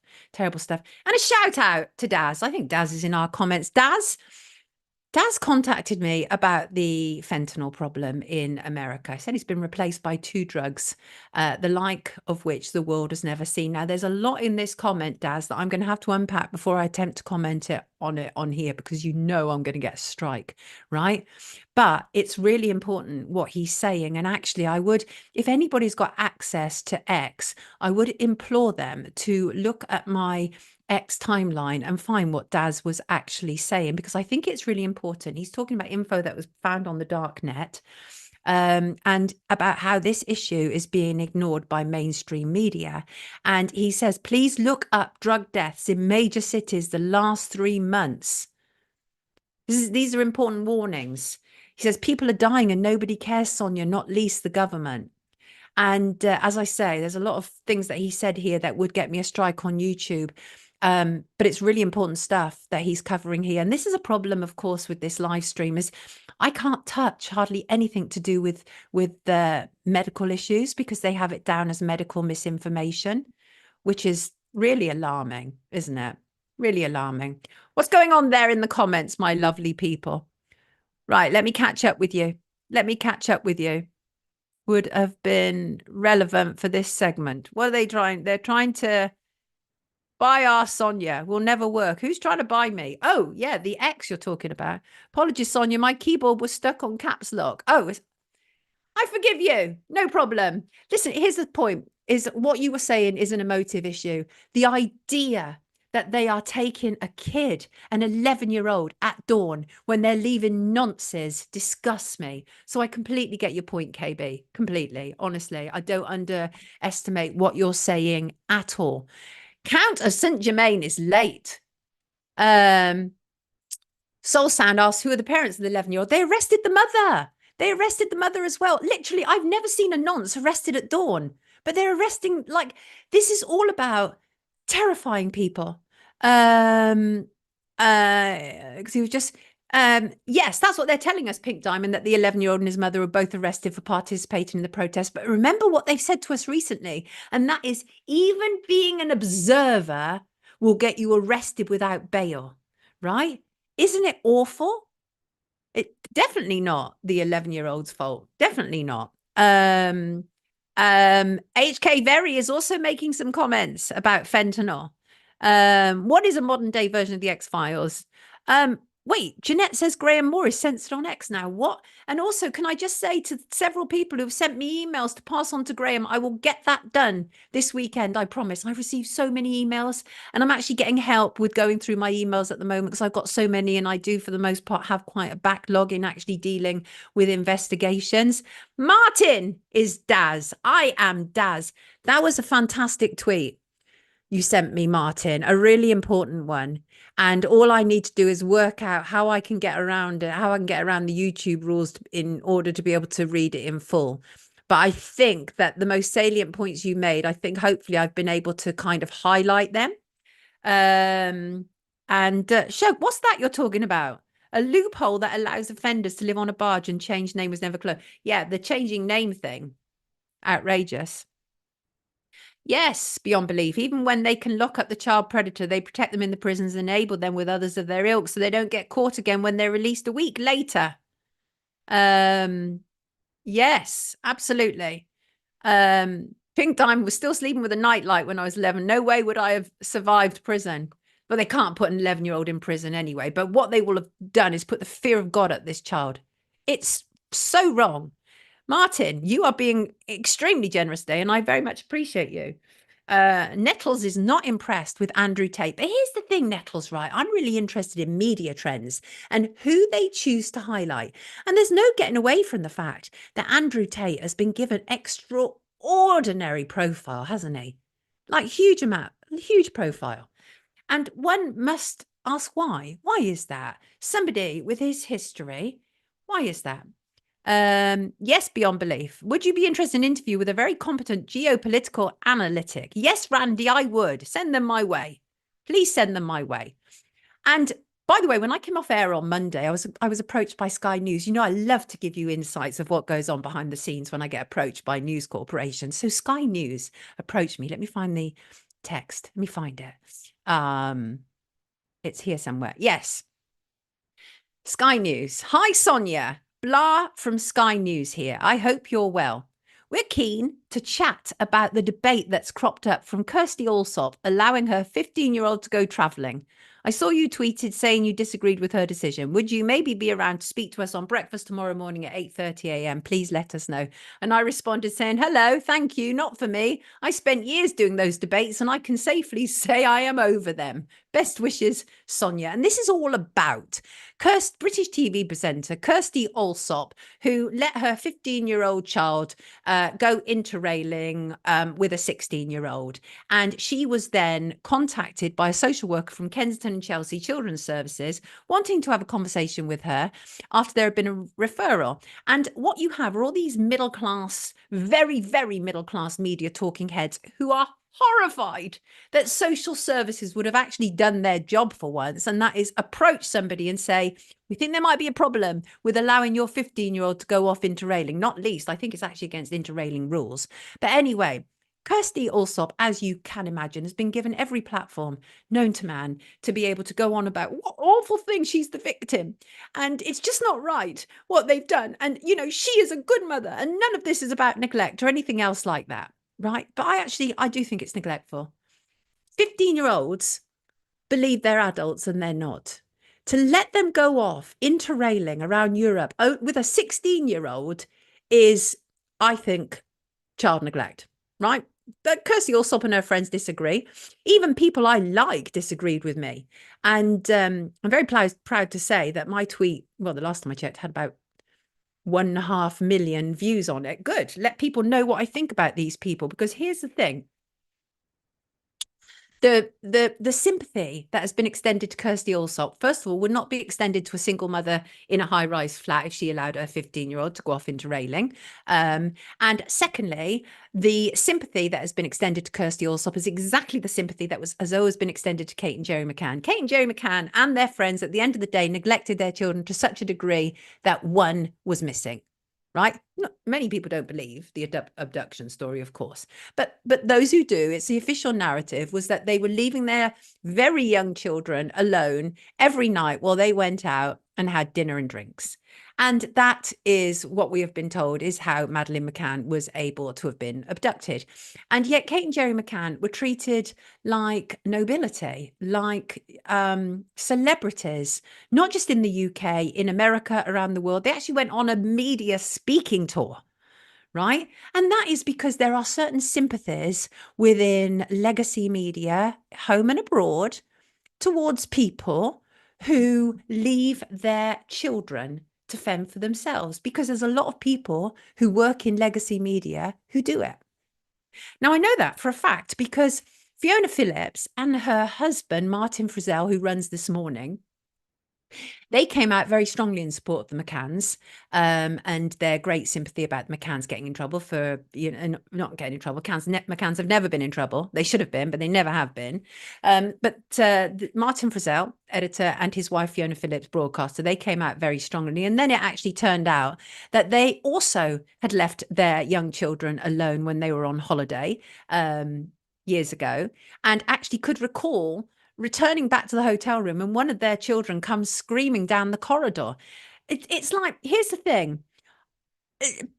People like parents who actually have all their wherewithal, they don't automatically think, oh, if I leave my child is going to be abducted. They think my child may wake up with having a nightmare. My child may wake up, vomit and be sick. My child may get ill while I'm out. They think those things as well. Only odd people automatically assume that their child may be abducted, right? So that's what I think. That whole thing that's been going on with Kirsty Allsop this week really tells us so much about mainstream media.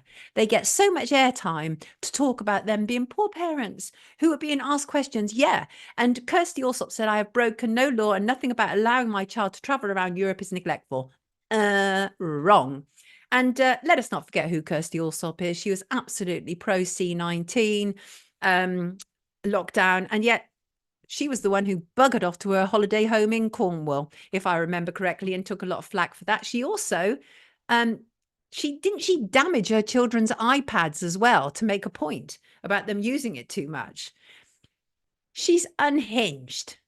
And so the point being really is that, yes, you did leave your 15-year-old to fend for himself. Yes, I do believe that 15 is too young to allow a child to go interrailing around Europe with a 16-year-old. And no, you shouldn't be able to use mainstream media in the way that you did, because social services were doing their job, because unlike you, Kirsty Allsop, they did the job that you as a parent didn't. That's my take on it. And that is how I feel. And I also wouldn't appear on Sky News because I will no longer give them my time. I've spent decades in mainstream media giving these absolute ignoramuses my time. And I'm not prepared to do it anymore. They're not getting it anymore. No, they're not. We're up to nearly 2,000 views, people, but are you liking, sharing and subscribing? Strong and independent neglect. 15 is too young, says Kat. And what else? Talk about MSM. What's happening with the Southport murderer? No news. No, absolutely no news at all. Oh, Tony, why were you furious with Amaral? I was furious with Amaral at the beginning of the McAdie case. I certainly am not now, though. It seems that the McCanns have got away with murder, even if it was an accident. Of course, that's Tony's opinion. But I've always said regarding the McCanns, I don't really welcome litigation. I'll deal with it if I have to, and I think I deal with it very ably. But the McCann case is one of those cases that I would almost welcome them deciding to sue me, because imagine what would come out in a court of law, what they would finally have to answer to. And David said, if a working class mother left her kid to pop off to Benidorm, there would be uproar. But because it's oh so middle class Kirsty, that's just gone too quickly. What just happened there? I was just reading that and it's just gone. Oh, yeah. There are people defending her. Yeah, there are people defending her, just like her, David. In Rosa, accused of not respecting human rights. Not one 11-year-old in his jail. Absolutely. Talking about naive Bukele, if I pronounced that correctly.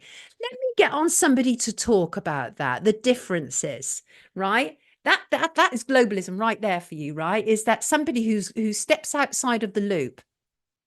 They have all manner of things thrown at them, don't they? Yes, Catherine, even the care system did leave children to fend for themselves. I was let out of care for the weekend on some occasions and was given bus and train fares and sent on my way at 12 years old to travel 75 plus miles. My darling, my sister was in care during her teenage years. Very heartbreaking. And yes, I agree with you. Rosa, I'm going to come back to you and bring on somebody to talk about that, because I think those are really good parallels to draw with what's taking place here. Cameron was working full time at 16. Hey, I get you. I was working from 13. I had 2 jobs at 13. I did a paper round from 6 o'clock in the morning. And then at 7:30, I went off to feed elderly people in an old folks home before I went to my secondary school. So I get it. But I think there's a big difference between working and traveling around Europe on your own. Well, not on your own, but with a 16-year-old. And the thing is, honestly, 15-year-olds, they always think they're grown up. But I don't rate Kirsty Allsop, never have. Patty said adults are at risk too. Yes, they are, Patty. Yes, they are. Bonjour, Sophie. How are you, Sophie Astra Coach? How are you? Right, people, what are we moving on to now? What are we moving on to now? Let me just see. Yeah, I was just saying, yeah, before that, I was saying I'm interested in MSM trends, the people or things that they select for fame, be that Andrew Tate, Molly May Hague, Katie Price, Jermaine Pennis. Why? What is it about these people or idea that legacy media has opportunistically spotted, right? Because honestly, to be honest with you, like two of the most famous women in the UK are just kind of like a bit worthless, in my opinion. Like they're not doing anything major. It's all about themselves and it's all about aesthetics. And that is like Katie Price. Katie Price. I'm literally not interested in the ins and outs of celebrity gossip. I'm interested in the fact that she appears to be benefiting from a two-tier legal system on a constant basis. And I'm also interested in the fact that Katie Price has now had a number of animals in her care who have died under very questionable circumstances. I loathe Katie Price. I loathe what she stands for. I think that she is an absolute narcissist. The way that she talks about the men who have been in her life is abhorrent. Anybody who says things like, oh, we had a little one and everything like that, I can't stand those kind of women. Absolutely disgusting. And Molly May Hague, the other one, that's kind of like been big news. Who cares? She was on Love Island. She was creative director at a fashion firm that she didn't deserve that job. A multi-million-pound home that is absolutely testament to good marketing and a relationship with her baby's father, which is now in tatters and all over the news. Who cares? Katie Price, by the way, in my opinion, is a vulgarian of the highest order. She's made her fame as being nude and suggestive as she can. She's had multiple changes to her body. And these are the crap people that British media promote. They don't promote decent people who are doing decent things. You know, people out there in the community who get up in the mornings and serve at homeless shelters. These are not people who are promoted. They promote absolutely whatless imbeciles like Katie Price and Molly May Hague. And that I'm not interested in those characters. I'm interested in why they are being promoted. That's what I'm interested in.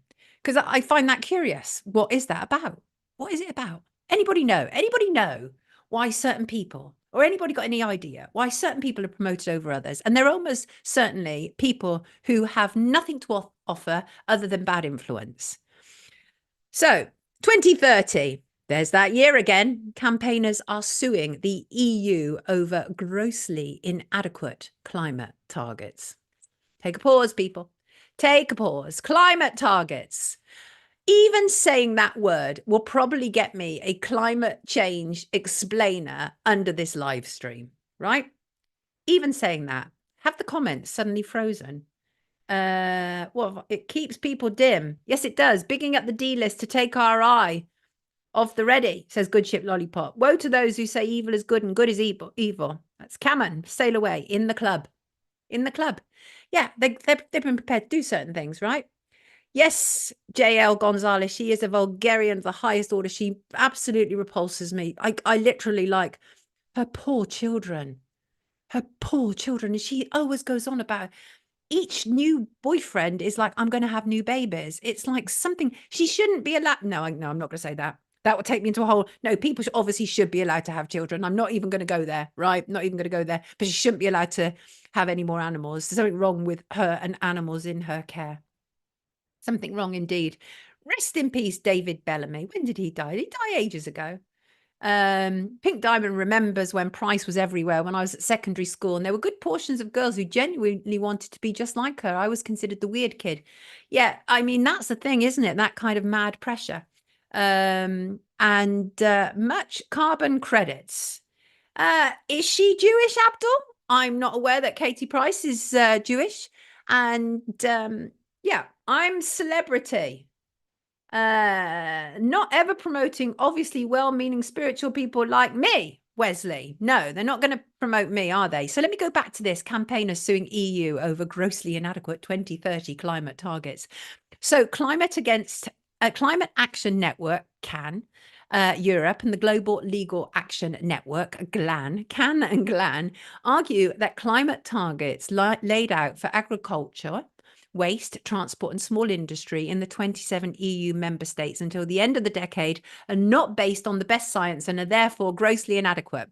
Well, yeah, but I suspect that me and Climate Action Network are coming from different places when we say that they're not based on best science.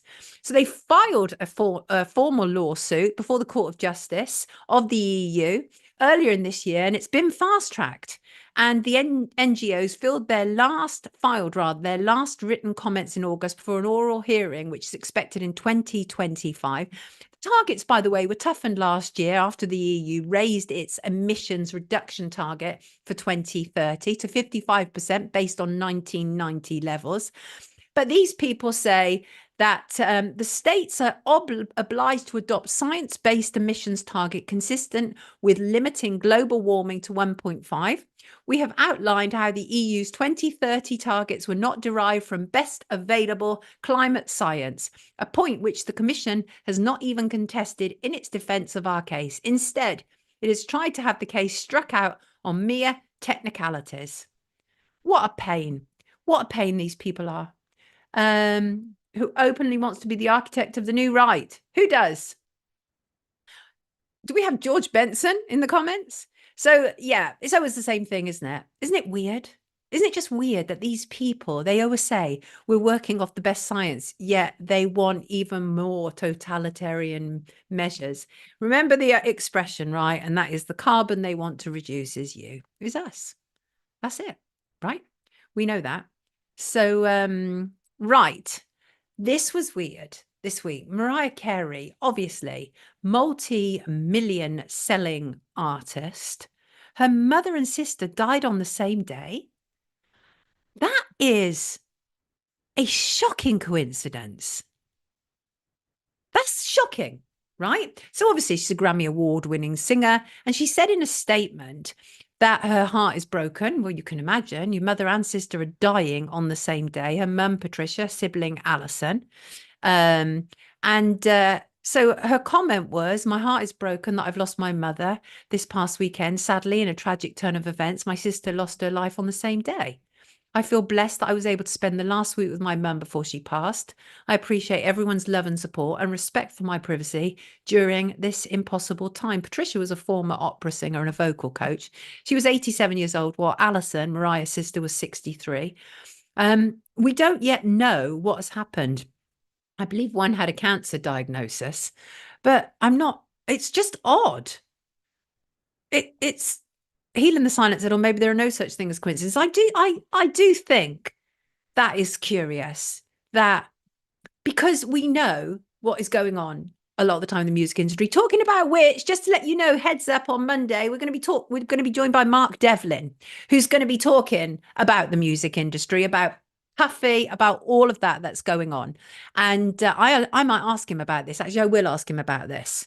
Because I think when these sort of things happen within the music industry, within the global music industry, one has to ask questions.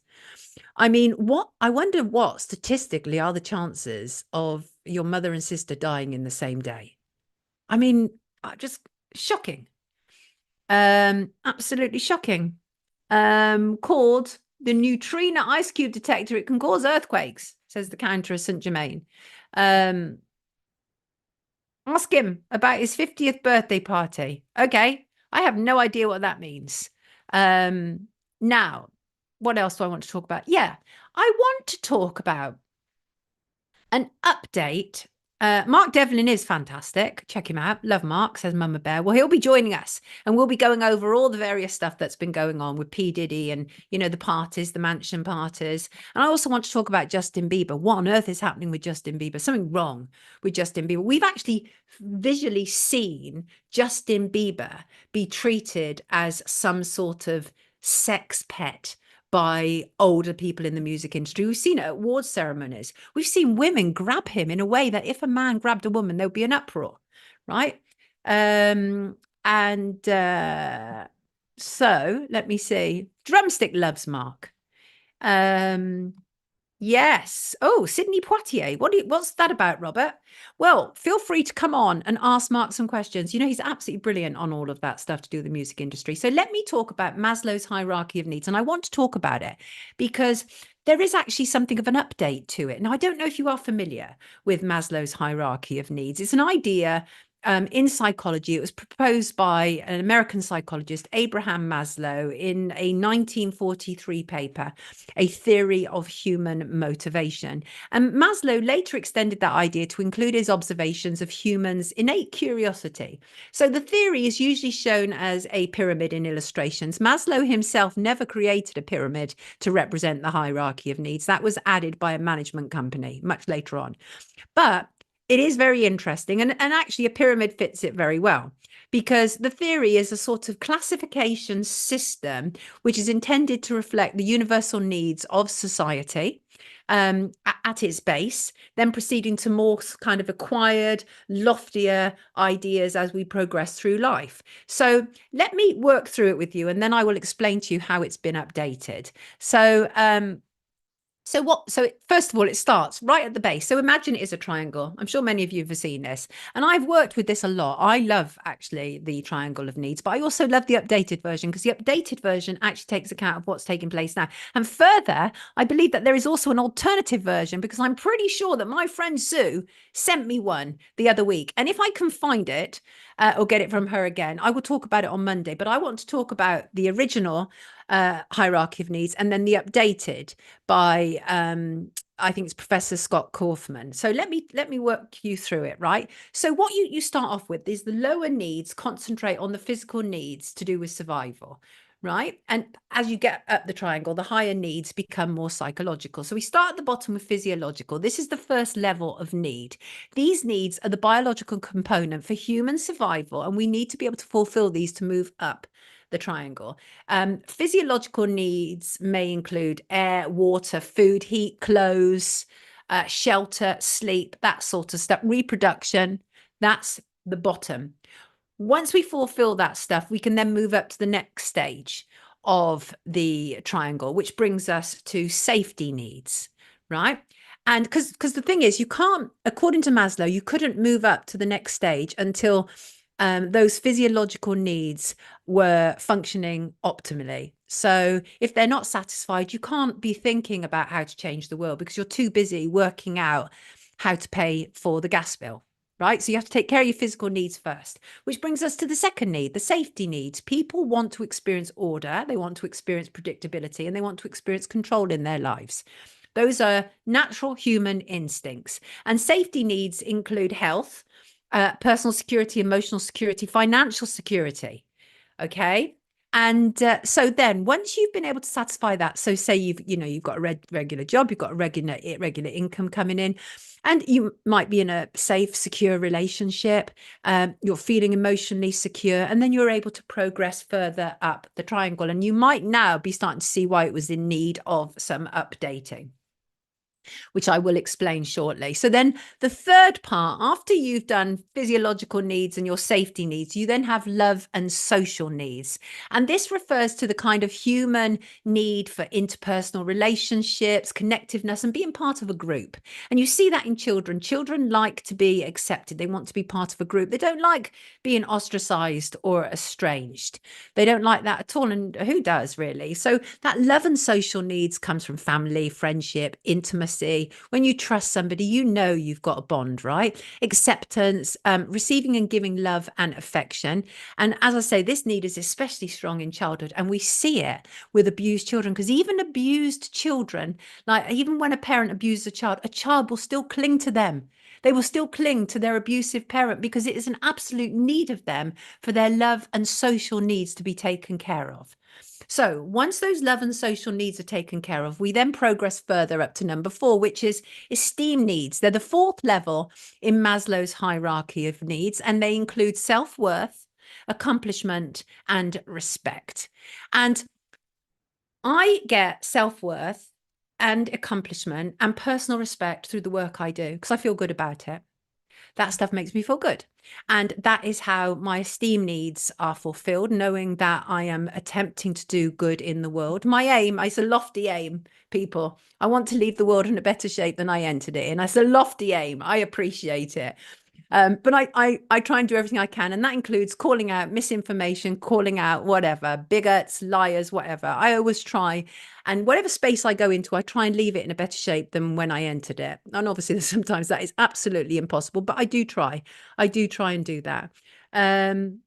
Yes, crazy bunny. You've seen that. Any attention is craved. Yeah, because it's such a fundamental need of humanity to be loved and accepted. And if that's doesn't take place, then we have all manner of psychological and emotional issues. And so once those esteem needs at the fourth level are taken place, then we can start to get to self-actualization. This is the highest level in Maslow's hierarchy. It refers to the realization of a person's potential, their self-fulfillment, the seeking of personal growth, and the sort of peak experiences. And this is when people are really coming into their own, right? And I actually feel that I have now self-actualized personally.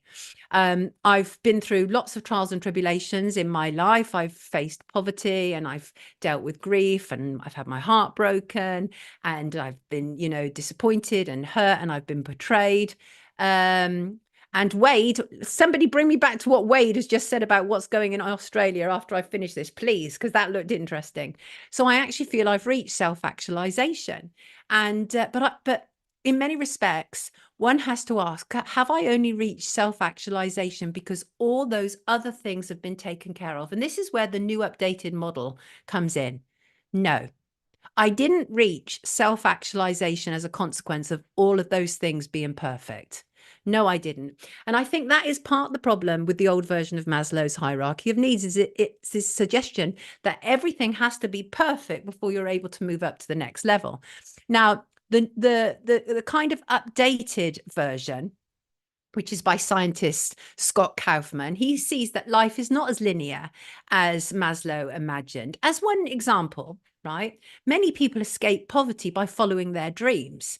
They do not make sure they have a solid foundation in order to do that. We see that go all across the world, whether that's in sport, in music, all manner of things, right? They didn't have a safe, secure base before they took off in the world. If they did, you wouldn't have for example, a Sha'Carri Richardson, okay, as one perfect example. So the fact is that these days our changing lives are such that we don't necessarily have to go through all those progressions in order to be able to self-actualize.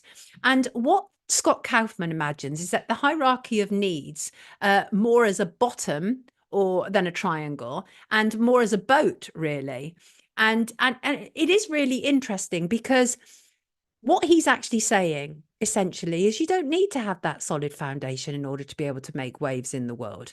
They don't just have kind of one position and must progress to get to the next one. It doesn't have to be like that. Life has changed, the world has changed. And certainly the one good thing about the world linking up is that the opportunities that are available to all of us, because there's no doubt, for example, that many people are able to be heard as a consequence of the internet, which is obviously why they want to silence the internet, because lots of content creators have been able to emerge who weren't able to maybe get their work published in legacy media or get onto mainstream media. And some people have been able to go from absolute poverty to riches as a consequence of that. And they've not had to go through that hierarchy of needs. So I completely get that in many respects, the hierarchy of needs is outdated. It was perfect for its time, and it's a really good chart still to work from. But I do believe it needed updating, and I am going to get that alternative. I'm pretty sure it was an alternative to the hierarchy of needs. And, tell me, how are you feeling? Are you feeling actualized? Humphrey says, be responsible for yourself is number one. What's out of reach for you? What's going on? What's going on? What if we had live and respect first? Yeah. Oh, Amy, I adore you too, sweetheart. Thank you. Yeah, HK says, it's Sonia, it's incredible. Such a deprived childhood. You had so much you want to give the world. Total respect for you. Here's the thing. Financially, we were deprived, right? But I had an incredible mother who was with me until she was 11. And honestly, all the things that she was able to feed into me up to the age of 11 set me up for life. Also, brilliant brothers and sisters, really close family unit. My father left when I was 3. But yeah, a lot of poverty. But that poverty drove me on. So again, I think that it's really important for us to update Maslow's hierarchy of needs, because I didn't have it all sorted before I decided that I was going to try and be a journalist, right? I didn't, not at all. So I like that. I like the idea that we're updating it because it's important to, right? Oh, you Diamond, you're becoming more actualized. I'm in the process of starting a jewelry making business, which is something I've always kind of wanted to do, but never been brave enough to try. Sweetheart, get on it. You can do it. I believe you can do it. And make themselves homeless because they're way to experience freedom, then keep struggling. They see that as being rich than poor. That's interesting. Greg is late. Oh, Greg had another cancer treatment yesterday. Greg, you all right, sweetie? Lots of love to you. Praying for you, Greg. Absolutely praying for you. Yes, Bijan, let's leave the place in a better state than when we first entered it, right? Let's do that. Have I missed any news before? I can see that the badger cull has been halted, by the way. Rare news. Labour government has binned proposals it inherited from the Conservative government. So they're currently rejecting the Tory culling plan. Absolutely abhorrent. Hate it. But these poor dear badgers are not out of the woods yet. They're going to carry on with the current plan. And it is abhorrent. I'm trying to get somebody on from Protect the Wild to come on and talk about it because I hate animal cruelty. I absolutely hate animal cruelty. I think animals just should be left to be. I really do. Yes, Cavan says, may your God be good to you, Greg Romford. We're all sending so much love to Greg. What was Harry's point? And also, I said, bring me back to who was it said something about a UFO in Australia? Who said that? Please remind me, children. August 30th rant in E minor. What's going on? Your parents, I have no idea. Who said something about a UFO that they'd just seen in Australia? I want to see that. I want to see that. Let's see. Pauline, yes, you're absolutely right, my love. You do need your basic food, water and shelter needs met, or you can't physically survive. You're absolutely right. And I agree with you. It's all the other stuff that I think you don't necessarily need. Like it talks about how you need safety and you need relationships and all of that. If we needed all of those things to be in place, half the people who are successful would not be successful. So things definitely have changed, but you're absolutely right. I think probably those physiological needs are the one kind of constant of whatever hierarchy of needs you subscribe to, the older version or the newer one. Yes, Wade said it. That's right. Thanks, Shug. Wade Main, tell us, what did you say? Can you repeat that comment? I really wanted to come back to that. What hurts your soul? Synchronized soul. We love you, Greg. We want you to be safe and well. Humphrey, truthers are mainly lone wolves. That's not a bad thing, is it? We're all praying for Greg, says Kat, which is lovely. Send your pic. Yes. Wait. Oh, good news, people. I have just got a new kind of production deck, which I'm going to be using. We started to install it yesterday. This is as a thanks to contributions and donations. I'm able to start equipping our studio. And what this unit will enable me to do is be able to play videos in real time, be able to show you imagery. And also I want to start showing your geoengineering pictures as well, right? Australia comments, Sonia, says Tamsin. What was it? Wade Main, send your pictures to me, please. Lots of UFO sightings going on just now. Also, lots of interest in under the sea craft going on, says Craig. Cavan wants to know if the UFO is upside down. I am well, Paul. I hope you're well. Lovely Paul Bogey in the comments. Heroine to hero. I think we've talked about Paul before. Paul, have you been on here before? I think you've been on here before with me, haven't you? So, yes, I want to keep on fighting against these awful things that are being done to badgers because I just love animals. Just leave them in the wild. They always lie about them. I love that Brian May, formerly of Queen, is a big advocate of this. He made a documentary the other week. Yeah, Kit, they like to kill even badgers. Yes, they do. They're murderers. And there are other ways that, because they always say that this is to do with the TB and bovine to do with cattle, right? But there are other ways to deal with those issues. Yes, there are. Yes, Jilly, we're going to be able to see the geo photos because I've got a new production deck here, a deck that will enable me to do that. And we started, as I say, we started to install it yesterday, but it's quite complicated for me to use. And as soon as I want that up and running by next Friday's show. That is the plan. That is the plan. What's this? Bijan, what's going? I got a message from a friend of mine that Brits travelling to Madrid airport have been put on high alert over deadly disease of Mpox that spreads by touch. Do you have any info on this? I do not. What do you mean my webpage has been taken down? What? Hey, you better be kidding me. You better be kidding me. I'm going to check that right now. I will not be happy. Why are you saying that? Why are you saying that? Why are you saying that? Where's my webpage? It can't be, can it? Surely it can't be. Why would my webpage have been taken down? Is somebody trying to tease me here? No, it's still up and functioning. Are you trying to tease me there in the comments? Who's kind of trying to tease me? Yes, Wade. Hopefully see it on YouTube sometime. Yeah, where do we send photos to, Jilly says? To Sonia Poulton at sky.com. Craig is off to Spain. He is. No, the counter Jermaine, my webpage is not down. It would appear it's fine. Each other because of this. Yes, it's up. The counter Jermaine. We're all checking in real time.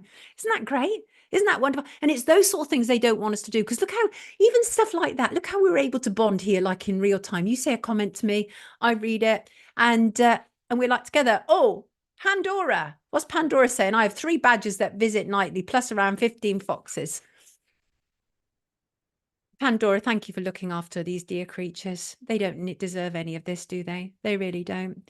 Right. You know, I want to talk about to end our show today because I think, oh, first of all, can I say, we had the most massive dragonfly yesterday that entered the house, right? And it was like flying over me as I was working. And then it kind of fell down and the dog got it. And I managed to rescue it several times. I was like screaming, right? But I managed to kind of get it trapped into a container and get it outside. I don't know if it lived, but I looked up what symbolically does it mean when you see a dragonfly. And it said the dragonfly in almost every part of the world symbolizes change, and change in the perspective of self-realization, and the kind of change that has its source in mental and emotional maturity and the understanding of the deeper meaning of life. And in fact, in China, dragonflies have long been considered very good luck, and this belief has now spread, you know, further to the Western world. But I just hope it survived, right? But it was massive. It was actually massive. I'm looking at an image of it now. Honestly, I'm not kidding. It was like this, and it made a huge noise. Did you, Soul Sand? You saved a dragonfly from our little pool the other day, did you? Oh my God, I heard that from other people these days. Dragonflies, yeah. Shug shoes flies out of the house. Dragonflies and flies, kind of different, Shug. Kind of a bit different, right? And can I just throw this out there? It's not unreasonable to ask how many leading ladies of this world are, in fact, leading men, right? Just want to throw that out there. Sonia, your face was a picture re-web page. I know, LB. I know, because I was like, what? Don't take down my website. Shug, this one sounded like a helicopter man. I'm not kidding you. I'm not kidding you. But yeah, I just say that I don't think it's unreasonable for us to suggest that many leading ladies may be actually leading men, right? I don't think that's an unreasonable suggestion. Yes, Mr. Mensa, an absolute lack of bees, no doubt about it. Oh, Pandora, what did you do with the dragonfly? Black gold bandage, huge one on a Dartmoor once, thought it was dead and was going to cast it in resin. Then an hour or two later, it flew off. Tesla's Apple. It does not mean I have a dragonfly and nothing more. You cynic, you cynic.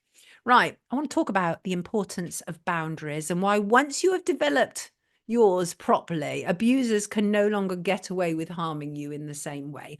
And the reason I was inspired to talk about this is I receive emails from people who have been on the receiving end of a lot of abuse. Terrible abuse throughout their life. And a lot of it I can't do anything about other than to say, I'm really sorry what you've endured, because you can always tell when people have been damaged by abuse and it's horrible.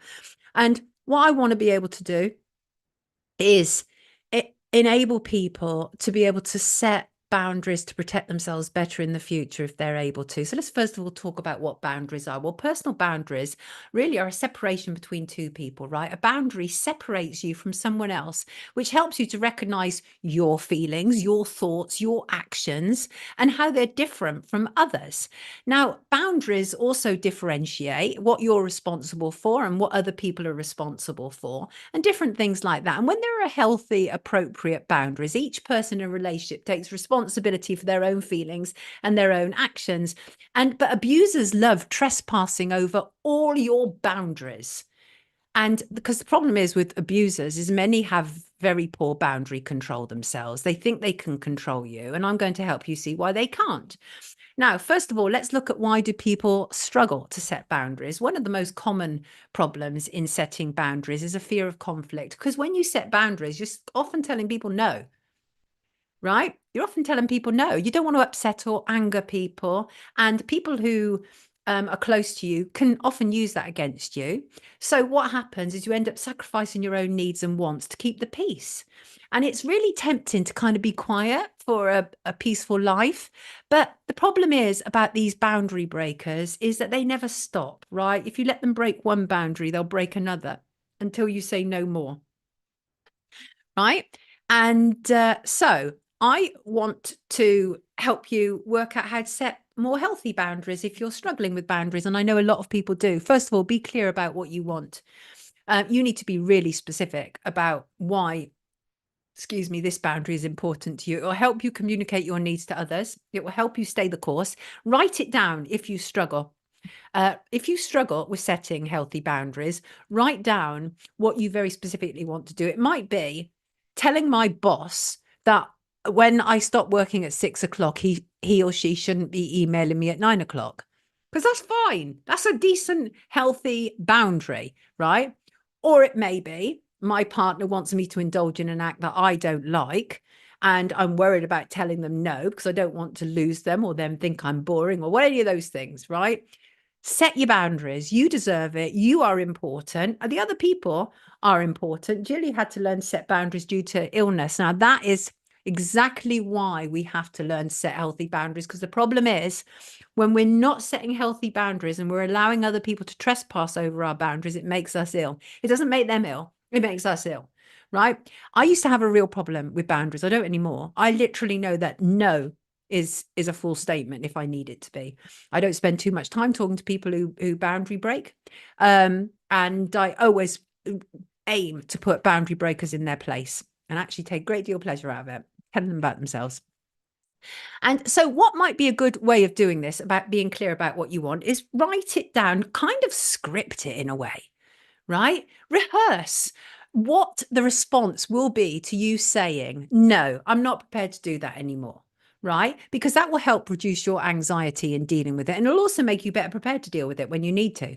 And be direct. Don't apologize for your needs. Your needs are important.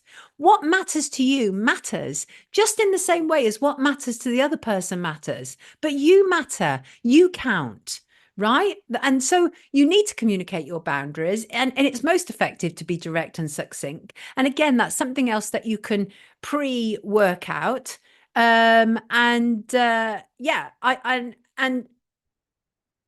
Not apologizing is so absolutely important, because many people say, like, I'll give you an example. No, I can't work tonight. I'm really sorry. What about can't work tonight? I'm busy. It's okay to give a justification, but you shouldn't necessarily be apologizing, right? Especially if there's a serial boundary breaker. If it's somebody who's decent, who just says, please, could you help me out and just do it? Then a sorry is fine. But if this is a serial boundary breaker, you're going to have to get tough with them and you're going to have to talk direct, right? Expect resistance, by the way, and don't let it deter you. They will resist, because people have become accustomed to these boundary breakers, have become accustomed to you reacting and responding in a certain way. So the moment that you change it, it will throw them. They will resist it. Dilip says assertive, but with a smile, and watch their facial expression when they are denied.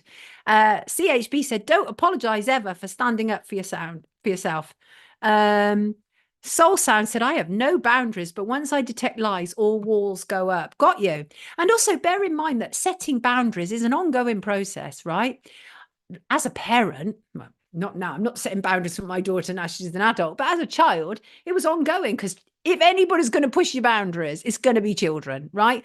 But there are horrible people out there in the world, especially narcissists, and we have an absolute plethora of them. Personality disordered controllers, says Ian Briggs. Couldn't have said it better myself, Ian. Exactly that. And Humphrey said, my last job micromanaged everybody. It was stifling. Exactly. I like to see people in their elements. So anybody that works with me, I like to give them a free rein to a certain degree. You know, let them know how things function, and but let them show me what they can do. Because when you let people be in their element, it's amazing what they can do. And you don't want to create a workplace that is controlled or full of fear. Craig said, you set a certain level, you'll accept being spoken to. Then once it's crossed, now boundaries are up. Yes, absolutely. And so, as I say, it's an ongoing process. So even if you say no once to a boundary breaker, you may have to do it several times before it gets through to them. But it will.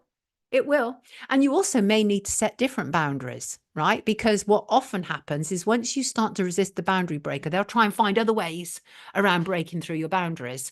So obviously none of this applies to children. Children have no say whatsoever to adults breaking their boundaries. Children cannot consent to any of this. This is all about adults, what I'm talking about here. And boundaries are really about your own well-being. It's not about controlling others. It's about controlling your own well-being, protecting it from people. And also, please pay attention when people react with anger and hostility to your boundaries, because you, as the saying goes, have found the edge where their respect for you ends. Because when people do not accept that you have a boundary and they kick off, they're not respecting you. They're not respecting what matters or counts to you, right? And the old saying is, you can still be a good person with a kind heart and still say no, right? And also, I love, there's so many great expressions that come to mind as well. And that was this old expression that if someone gets mad at you for creating a boundary, consider that a good sign that the boundary was necessary in the first place. That's a really good indicator. Yes, Jilly says, ignore the emotional blackmail. Yes, Craig, absolutely. Being in a square room traps energies. Go outside, said Shug. Yes, Chris said there will be no boundaries when it comes to government intrusion, interference, and outright bullying in all aspects of our lives. Do you know what, Chris? Let us tackle that, because I'm dealing with it on a personal level. But you're absolutely right. When C19 happened, I have to be really careful what I say because I'm on a YouTube live stream. But when C19 happened, I was like, they are imposing stuff on me that breaks my boundaries, because it's not acceptable to me. And that wasn't me with my head in the sand. I'd done enough research. So I did not allow the big state to trespass on my boundaries. So yeah, absolutely, Chris, do that. Thank you, Craig. Appreciate that very much. Oh, Robert, you've sent me some info on my email, have you? Very much. Thank you. Appreciated. My Princess Kitty doesn't understand boundaries. Yeah, cats, man. I don't think boundaries are made for cats. Cats going to do what they damn well like, right? What's a petty and obsessive type? Oops, there's loads of comments here. Yes, relationships with narcissists are something to avoid, says Pandora. Absolutely destructive roller coasters. Be careful out there. Absolutely. Counter Jermaine. Is that the initial energy or the inertial energy of the solar system connects to the earth through the ether? I love that kind of talk. Makes me feel all good and warm of heart. But I agree with Chris. And that is, you know what? They are boundary breakers. Keir Starmer is a boundary breaker, trespassing on our boundaries, right? Outrageous. And I love boundary when you break it down, right? Some people say that B stands for be aware, O of what is, U unacceptable, N normalize saying no, D do what is best for you, A, and know that it's not your responsibility to sacrifice yourself for others. That's online. Check that out. I love that. What is that called? We've got a word for every letter. I've forgotten what that's called in grammar. And the bottom line is this, is that you have to love yourself enough to set boundaries. You're not being horrible. You're not being mean. You're deciding what is right for you. And that's okay. And you know what will happen is the people who aren't used to you setting boundaries, they'll say, oh, you're being selfish. You're being cruel. You're being mean. No, you're not. You're doing what is important and vital for your own survival. That is what needs to take place. So I just want to say thank you all for being here with me today. And thank you for tackling the world with me.